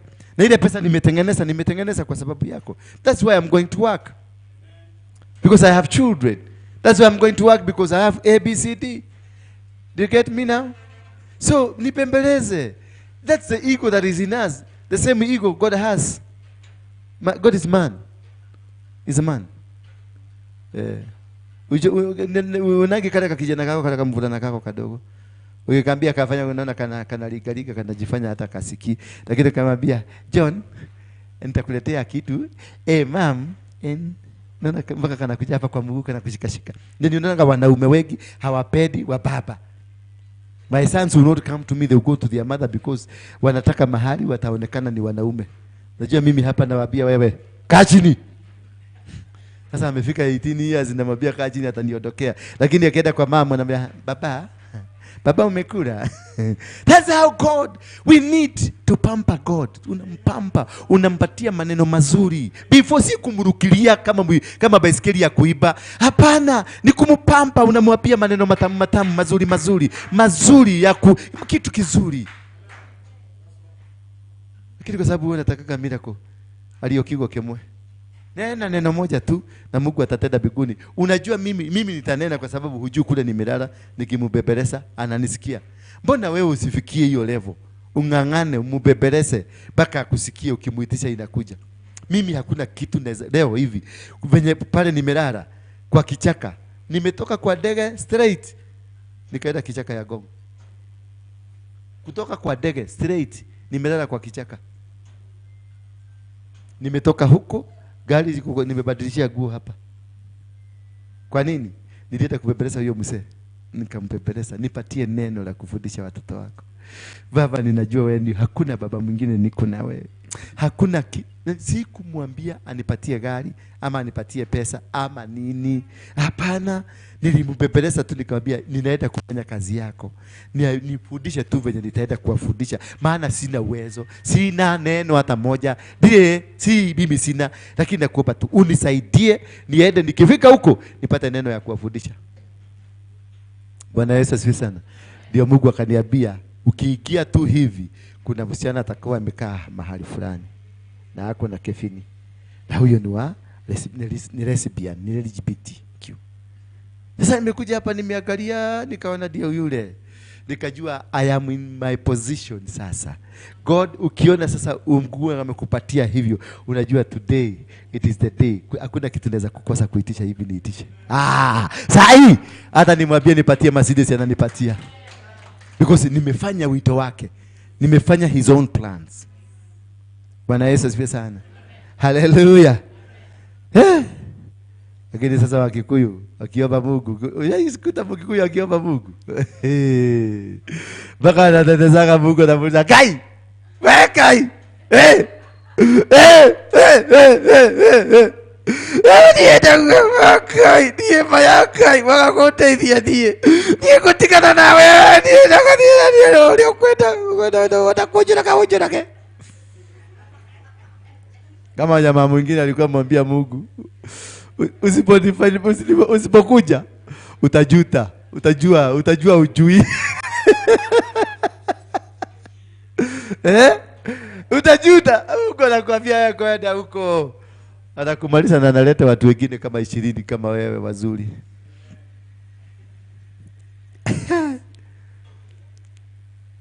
Number 6 nasema, upon you I have leaned from before my birth. From before? Upon you I have leaned from before my birth. You are he who took me from my mother's womb. Unaona sifa? Kocho. Huyu mzee hajaitisha kitu. Hajaitisha. Na sasa hii ungekuwa hiyo story yote tumepigwa, ungekuwa umeitisha Mercedes, Karia, Linakanta, Limakae, Kantoria na Masaka. Unipatia Linot na Kari, iliyo na Karia na baisikeli na kuta, Limakaya Teria.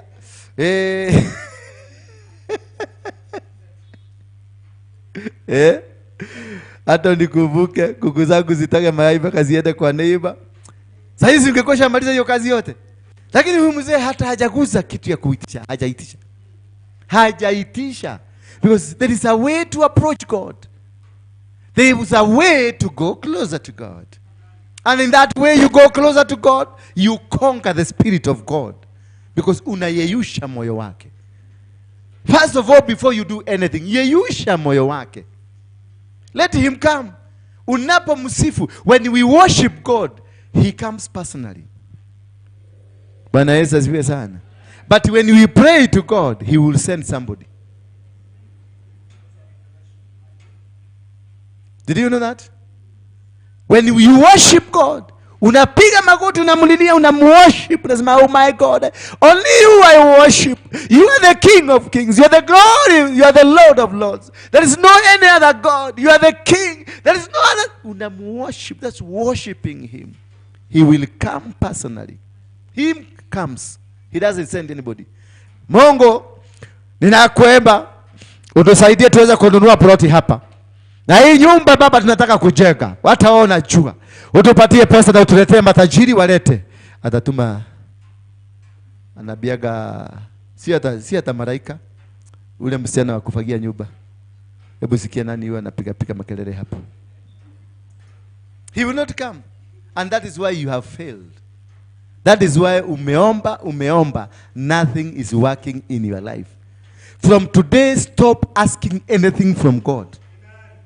Stop completely. Hata kama the situation is in dire, uko mgonjwa, uko na umaskini, watoto wako stop completely. Forget about them. Go down on your knee. Worship him. Ulale uko mwage machozi ukimwabudu kwa nyimbo za sifa, kwa maombi ya kumsifa. Mutilie sifa kocho. Atakuja personally. Solomon alikuwa kule mlimani, akamwabudu Mungu na ng'ombe 100,000. Alipoenda kulala Mungu alimtokelezea. Na alipomtokelezea akamuuliza, niambie unataka nini kupatia? Alianza na nini? Baba, ninakuabudu. Hakuna Mungu mwingine kama wewe. Hakuna aliye na uwezo kuliko wako. You are the King of Kings. Hata Baba nakuheshimu kwa sababu hata ya kufanikisha baba yangu akakalia kiti. Asante Baba, maana vyote vimefanyika kwa upendo wako. Kila kitu ninakuomba tu, ili nataka unisaidie, unipe hekima nikaokose watu wako. Hiyo tu. That's the only demand he meant. Unipe hekima nikaokose watu wako. And God gave him even everything that he didn't ask for. And that is how and what we need to do. Wacha na maombi ya kuitisha. Unaandika listi mrefu ya dimadi, kijiko, sufuria, krokoch na nini, na dawa ya kuua kuguni. Zote umeziweka kwa listi. Unaomba Mungu akupatie dawa ya kuweka kuguni. Hata ule mtu na ule wa kuua mende na suya. Au gagi na wewe. Hata kwenu na hama siku hiyo kwa sababu hiyo ni ujinga. Mungu anaambia mtu amede na suya. Najua ule mtu akuuza dawa ya mede.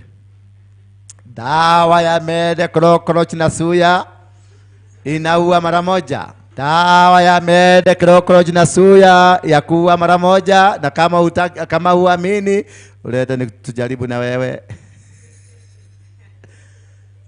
Hiyo mtu anahamishwa. Kwa sababu ulienda kuwekea kwako kuna dhuya, kwako kuna cockroach, kwako kuna no, you don't give God demand. God knows what you want even before you open your mouth.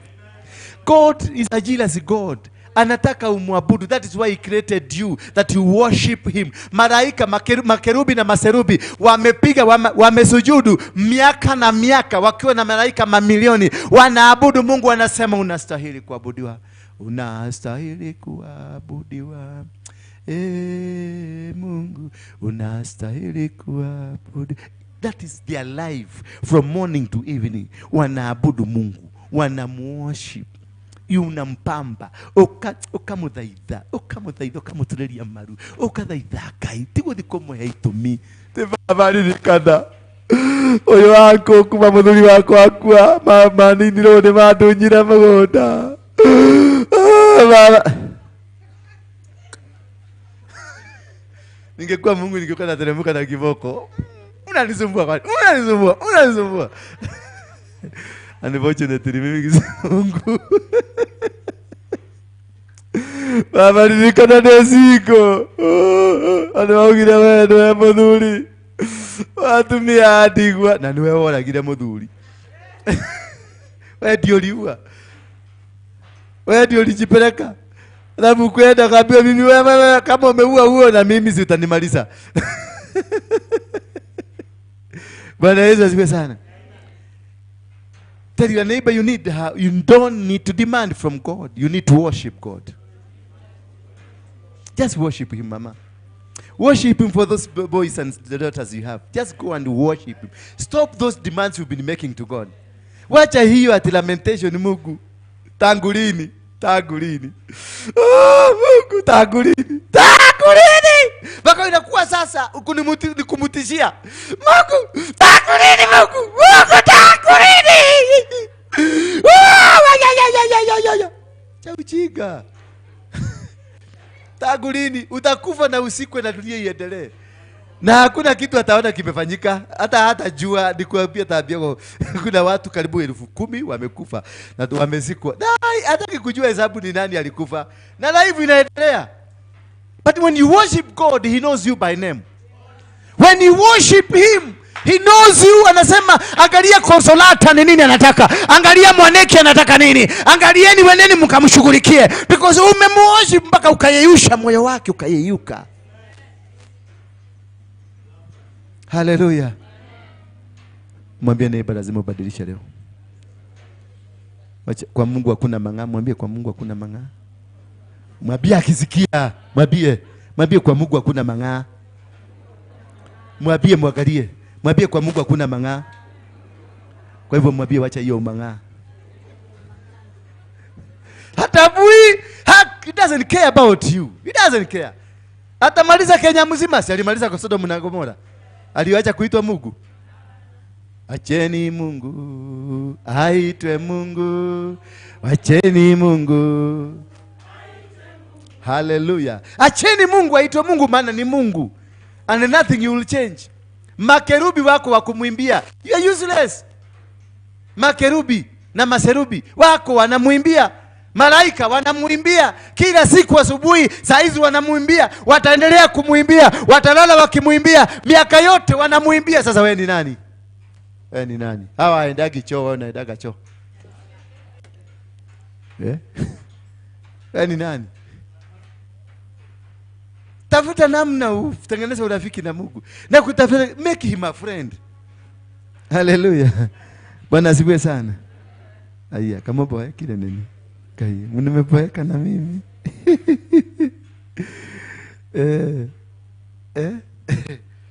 Oh my God, it is teaching me. Hata mimi siko najua hii maneno. Inanifundisha. Unajua wahubiri wale wanatumia kwa na roho. Wanasomeaga hapa kama nyinyi.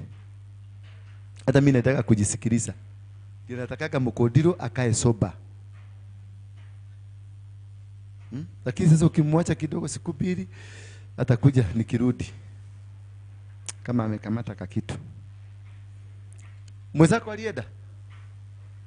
Mlevi mwenzako alienda?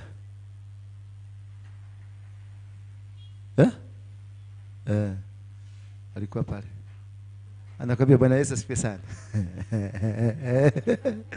Nimeokoka, Yesu ni Bwana, lakini harufu anatoa unasikia ni kama choo iko ndani yake. Unamvumilia tu kwa sababu ni mtu. Uone kama atachange. Lakini kesho atakuja saa 8 kwa sababu alienda akakunywa baka ikamkunywa.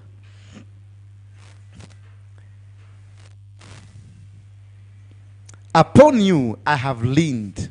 Verse number 6. From before my birth, my praise is continually of you.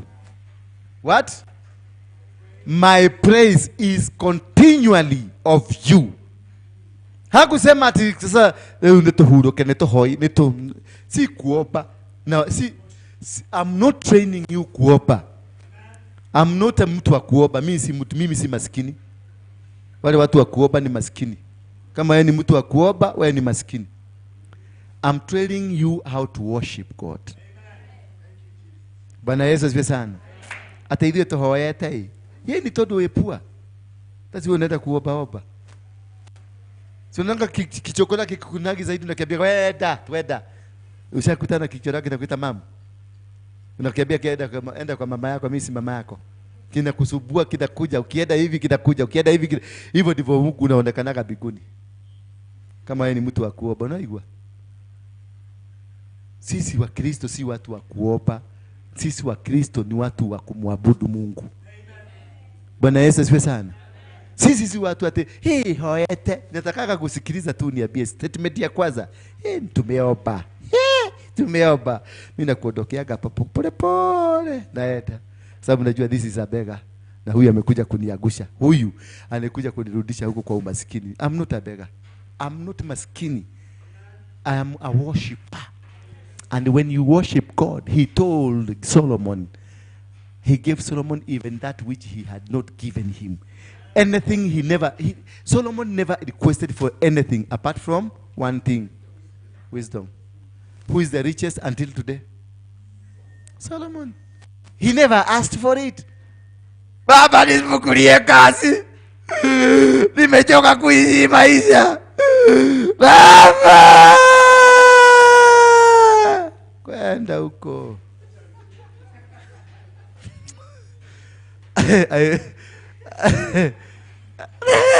Asa nalilia nani? Mungu nitandikea.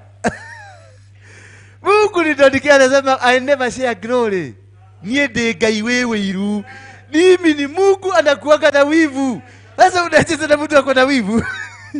Ati anasema ni you either follow me or I kill you. Na ajali na anakumaliza na dunia, una meso na dunia. Na hiyo story yako inaisha. Na inaisha aje? Hivyo. Na tunaanza ale mwega. Pastor anakuja teri shoka teri. Na kwa muhu shoka muhu. Hiyo muhu inatokaga wapi? Julia umesikasika watu. Hii muhu inatokaga wapi? Teri shoka teri na muhu shoka muhu. Hiyo jivu. Hapana, si tumesema mchaga irudi mchaga na majivu yarudi majivu. Hiyo majivu ni gani? Tuambie wewe muhonoki wenu, muhonoki muno. Hiyo ni majivu ni gani? Inatokaga wapi?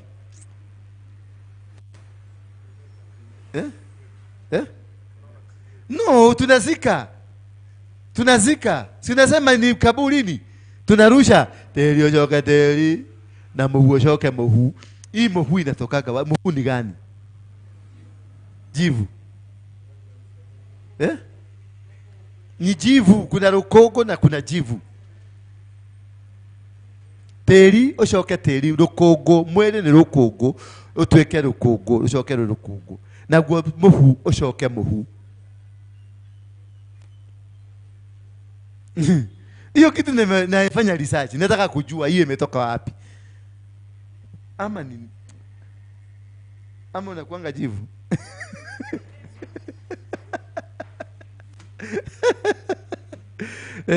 Bwana Yesu asifiwe sana. Tumekuja kujifundisha kumwabudu Mungu. Bwana Yesu asifiwe sana. Kutoka leo inua mkono wako kama utaacha kuomba Mungu. Sitaki watu wa kuomba Mungu hapa. Mungu si wa kuomba. Mungu ni wa kuabudiwa. Bwana Yesu asifiwe sana. Ambia Mungu nisaidie kujua kuabudu. Mwambie God help me. Nisaidie nijue kukuabudu. Nijue kukuabudu. Only that is all we need. Ukimwabudu Mungu kila kitu itakuja. Hebu leo kwa sababu nataka sitaguza mtu na kuna mtu itaombea leo. Nataka wale watu wa kuworship mshike microphone vizuri. Watu wa hii keyboard, sijui na hii keyboard nimesikia, sijui kama ulipitia huko. Uliwasalimia? Okay. Mkamate worship, nataka worship. All of you. Kama ukiweza kulala chini, ulale chini. Ukiweza kupiga magoti, upige magoti yako chini. Ukiweza kusimama, the way God will help you to do it. Tuende 1 hour worship. Na sio tule tulibo tunusu. Unajua mama wa Kikuyu wanaibaga inakuwa one stanza ya 3 seconds mpaka mtu wa keyboard anachanganyikiwa. Unasikia Kiswahili ameruka Kiswahili, amerudi Kikuyu, ameenda Kijaruo, ameenda nini, within second bili imba mwisho, imba wimbo ifike iende kama vifungo ngapi, kama 3 vizuri malisa. Nikasikia siku nyingine ni mnaruka kamoja na kuitisha microphone. Natuma mtu muitisha microphone. Sasa unachanganya huyu na huyu, hawa wanategemea huyu sana. Hii ndio inafanya kama wanaimba vizuri. Bwana Yesu asifiwe sana. Sasa huyu umemchanganya. Oh malo Jesus, oh malo Yesu, yo malo. Yesu nya. Yesu katakawaya.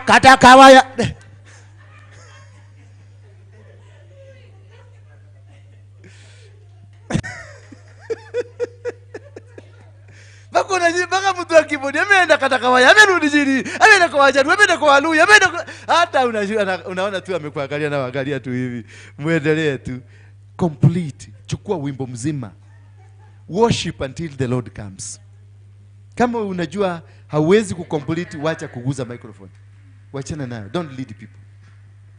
Katatibu. Ndio mtu najua worship is led. Worship is guided. Umeona? Na iwezi kugaidiwa na tushoto tusanza hito tukuota mara sasa hiyo nimeinua mguu Kiluya. Mara moja narudishwa Mkikuyu. Mara moja nakuta nimeanguka chini. Rhythm inapotea.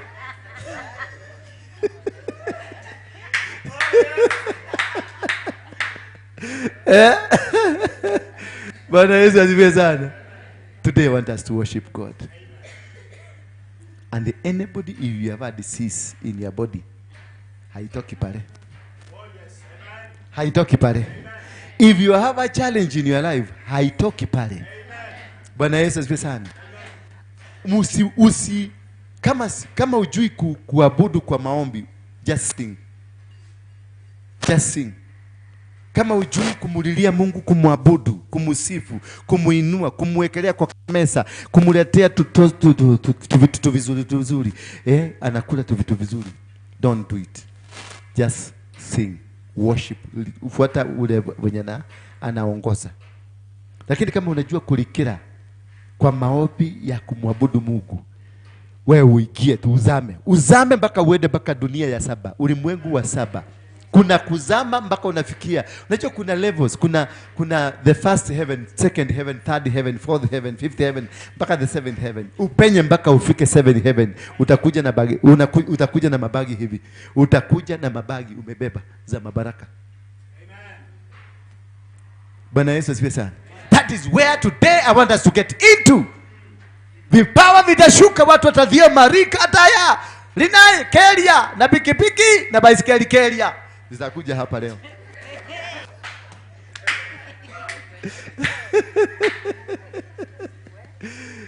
Mtumio alikuwa pastor huyo, no pastor kweli. Ta imagine ndio pastor. Digwete.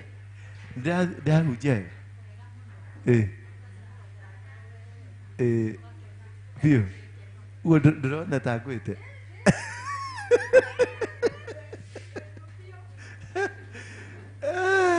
Yeah, namwambia mbebo na ndege. Nikustiraha ya kubebo na ndege. Verse 7 tumalizia hapo. I have been a portent to many. but you are my strong refuge. Ati nimekuwa mtu dhata kwa watu wengi, lakini wewe tu umekuwa refuge yangu. Unaona? Hivyo mdhuri yeye anaigwa atia. Hebu kutoka hapo tumiasa. Huyo mzee anasikiaje? Mpaka hapo tumefika. Yaani mpaka namwambia atoya magu maana makanyo na dhata. Wananionanga wanaona tasa, lakini wewe tu baba naonanga mtu. Unanionanga nikiwa mzuri. Unajua hapo ameweka dimadi. Hivyo ndivyo Mungu anadanganyagwa. Unamwekea dimadi na kakitu from back door. Unajua wewe ni dhata, lakini naambia hawa watu wote wananionaga ni dhata, lakini wewe hujawahi ona dhata. Mungu anasikia hivyo, nasema wewe mpelekeeni asijue. Mpelekeeni haraka. Bwana Yesu asifiwe sana. That is the greatness of loving God, the greatness of worshiping God, the greatness of seeing the power of God. My mouth is filled with your praise. Verse 10. Netani. Verse 8. My mouth is with your praise and with your glory all the day. My mouth iko na praise yako tu all day and your glory all day. Umesikia maombi hapo? Wewe mahoi hao. Umesikia maombi? Hakuna maombi. Mungu! Mungu! Kai. Sasa mpaka Mungu anajidwa. Hii ni nini sasa hii? Hapa ni praise tu, kumuinua Mungu, kumsifu mpaka anasifika. Hata yeye anasikia, hey, yes, anakuja. My children, what do you want? Tell me what you want. Unaona tu baraka zinakuja. By the time tumalize kuworship, utasikia nywele zako zote zimesimama, utasikia magoosebump kwa mwili, maana malaika watakuwa wameshuka. Na wakishuka, wanakuja wanakuangalia, wanajua huyu mama anahitaji. Wanakuja wanakujukana na binocular, anaangalia mwili wako, anaona mgonjwa hii, ni mgonjwa hii. By the time akitoa hiyo binocular hivi, unasikia kitu kimetoka, unasikia kaida igwada hodha kaya. Ni nini? Kwani kumefanyika nini? Kai. Hii. Na ukuomba. Ukufanya nini? Ni kumwabudu tu. Tumwabudu tu peke yake. Tumwabudu peke yake. Do not cast me off in the time of old age. Forsake me not when my strength is spent. Forsake me not when my strength. Na hiyo si sasa anasema nikiwa mzee. Forsake me in my old age. Ameweka ya miaka mingi. Unaona huyu mzee ni mchaja. Anaenda kiweka. Ameenda kiweka ndani. Anaficha kakitu hapo. Keki sasa ameweka mpaka ya old age. Hapo. Amesifu mzee. Anaweka old age. Anasifu mzee. Anaweka health. Anasifu mzee. Anaweka hapo. Yasa mzee anaachiliaga vitu zote. Manielewa? Anaachilia kila kitu. Tio kaha ajalia kiwa kemwe. Ayagiwa kemwe wewe. Hiyo kiwa yako aenda weka kwa kabati. Tusimame kwa miguu yetu.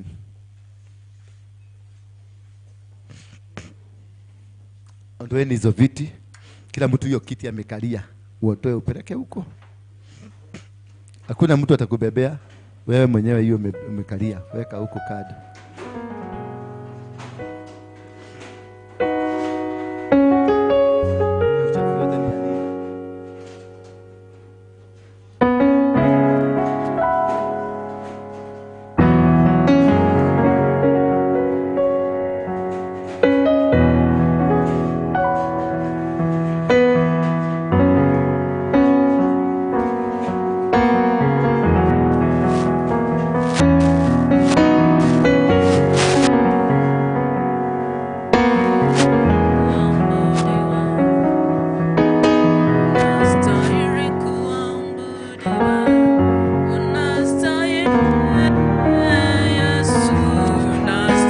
Sasa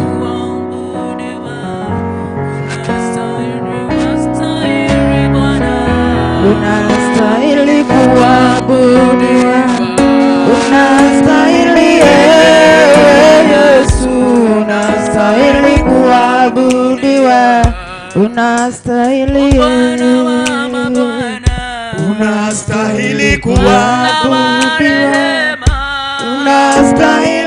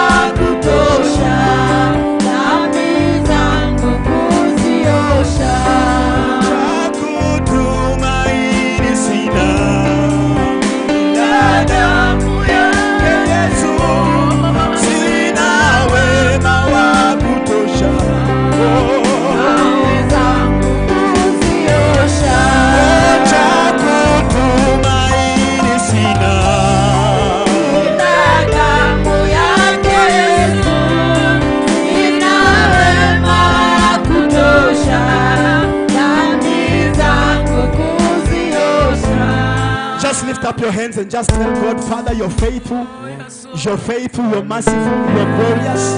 Just lift up your hands to the Lord. Lift up your hands to the Lord. Tell him, Father, I have come to worship you. Lord, I have come to lift your name on high. Lord, I have come to give you praise. Just lift up your hands to the Lord and lift your voice to the Lord and tell him, Father, I have come to give all that I am to you. I have come to lift your holy name. I have come to magnify you tonight and today and this hour. Just tell him, Father, hakuna mwingine kama wewe. Wewe ni kimbilio, wewe ni tegemeo, wewe ni mfalme wa ajabu. Mwambie tu Bwana, unaweza, unaweza, unaweza. Mwambie Bwana, unaweza katika ibada kama hii. Bwana, unaweza, unaweza katika madhabahu kama haya. Bwana, unaweza. Nimekuja ni kuabudu Kristo. I have come to lift you on high. I have come to give you glory. I have come to give you praise. Everybody lift up your hands and just tell him, Father, it is you that I have come for. It is you that I have come for. It is you that I have come for. Nimekuja nikutane na wewe, kwa maana kuabudu kwangu ni sadaka yako. Kuabudu kwangu ni sadaka kwako. Kuabudu kwangu ni sadaka kwako. Tell him, Father, I need more of you, Lord, more of you, more of your grace, more of your presence, more of your power. Lord, I need you. It is you that I need. It is you that I need. And less of me. Open up your mouth. Lift up your voice to the Lord. Tell him, you are my trust. You are my refuge. You are my fortress. You are my pillar. You are the foundation of my salvation. I know in you I have all things that I need. In you I have peace. In you I have joy. In you I am contented. I am Lord satisfied. Lift up your voice. Lift up your voice. Sichoke kumwambia Bwana mchana wa leo. I lift you, Holy Spirit. I lift you, Jesus. I lift you, Holy Ghost. I lift you, Lord. I lift you, my Father. I lift you. I lift you. I lift you. You are faithful. Tell him, Father, you're faithful. Oh Lord, you're faithful. Why don't you lift up your voice to the Lord? Mwambie Bwana, wewe ni mwaminifu. Ninajua wewe ni mwaminifu. Pia nilipokuwa mchanga, wewe umetembea nami. Sifa zako zimenijaa moyoni mwangu, kilindini mwangu. Bwana, kunatoka sifa za kukuabudu na kukurejelea kwa utukufu wako. All day long your praise fills my mouth. All day long your honor, Lord, fills my mouth. Eke shalabara. Mwambie Bwana, ninajua moyo wangu nakutamani, moyo wangu nakutamani, nia zangu, akili zangu Bwana zinakutamani. Oh God, we lift you Jesus, we lift you Holy Spirit, we lift you mighty God. We give you glory. Kama unaweza, unaweza piga tu magoti zako mbele za Bwana, umwambie Bwana, ninanyenyekea mbele zako, ninanyenyekea Bwana, ninanyenyekea mbele zako, nikuabudu, nikusujudu, nilinue jina lako, nilinishibu jina lako. Sherema mamosa, ninakuabudu Bwana. It is you that I need, Jesus. This afternoon, more of you and less of me. More of you and less of me. More of you and less of me. More of you, Lord, and less of me. We have come to give you worship, Jesus. We have come to give you worship. Everybody, just worship God, worship God, worship God. Tell him, Father, I know that you are omnipotent. I know that you are omniscient. I know that you are all in all. You are the Christ, my Savior. You are the Redeemer of my life.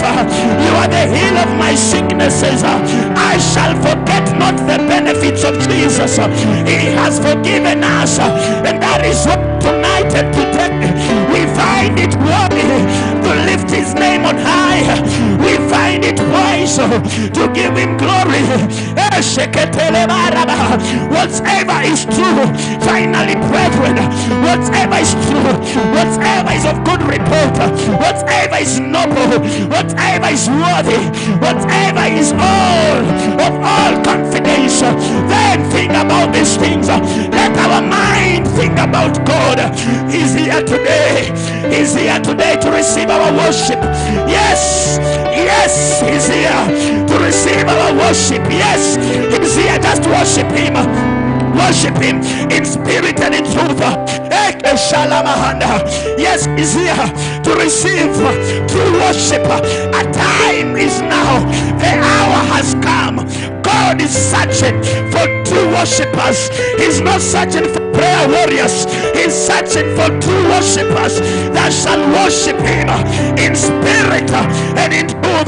Jesus said to the Samaritan woman, you people, the Samaritans worship a God that you don't know, but as Jews we worship God the Father, creator of heaven and earth, because we know him. I choose to know God for myself because he's faithful. He is faithful. He is faithful. He is faithful. Lord, you are glorious. Your beauty is beyond description. Your beauty, Jehovah, is beyond description. Your beauty is beyond description, Lord. Your beauty, Lord, is beyond description. Lift up your voice to the Lord and just worship him. Just worship him.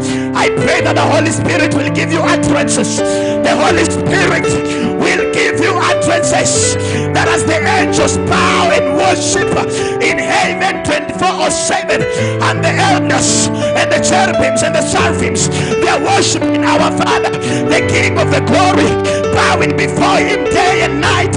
They are exclaiming that holy, holy, holy art thou, God Almighty. Today we bow. Today we bow. We join with the angels to declare that holy, holy, holy is God, Lord Almighty. We declare that holy is God, Lord Almighty. Mtakatifu ni wewe Bwana, wakusujudiwa ni wewe, wakuabudiwa ni wewe. Usichoke mpendwa, usichoke kumwambia Bwana anastahili. Anastahili, anastahili. Yeye ambaye aliokoa wana wa Israeli kutoka nchi ya Misri ya utumwa akawavusha kwenye bahari la Shamu. Huyo Jehova ndiyo tunamwabudu leo, ndiyo tunalinua jina lake. He's the rock of our salvation.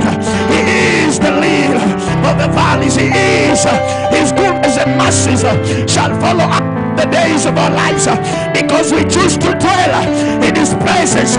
In his presence there is everything. In his presence, Lord, there is everything. In your presence, Jesus, there is everything. In your presence, Lord. Uweponi mwako Bwana kuna nguvu, kuna uweza. Uweponi mwako ninanyenyekea. Uweponi mwako Bwana ninajua wewe Bwana sikio lako linasikia uabudu wetu. We worship you, Lord. We lift your name on high. We lift your name on high. Hey, we lift your name on high, Jesus. Yes, yes, he's looking for true worshipers, people who can gather and bring down heaven, not because of prayer but because of worship. Hey, he's looking for true worshipers who will pour out their spirits, their hearts, their minds, their souls to Jehovah and tell him, Abba Father, Abba Father, Abba Father. You are the creator, you are the Lord of lords and the King of kings. Open up all you gates and the King of the glory shall enter. Who is this King of glory? They ask, but this King of glory is the Lord God Almighty. Jehovah, you are God, Lord Almighty, the great one in battle. Hey, you are the great one on battle, Lord. You are the great one in battle. You fight battles. You have never lost any battle. You are the most living, supreme God. There is not any other God like you. We cannot compare, Jesus. We cannot compare you to any other God. We lift our worship to you, Lord. We lift our worship to you, Jesus. We lift our worship to you, Lord.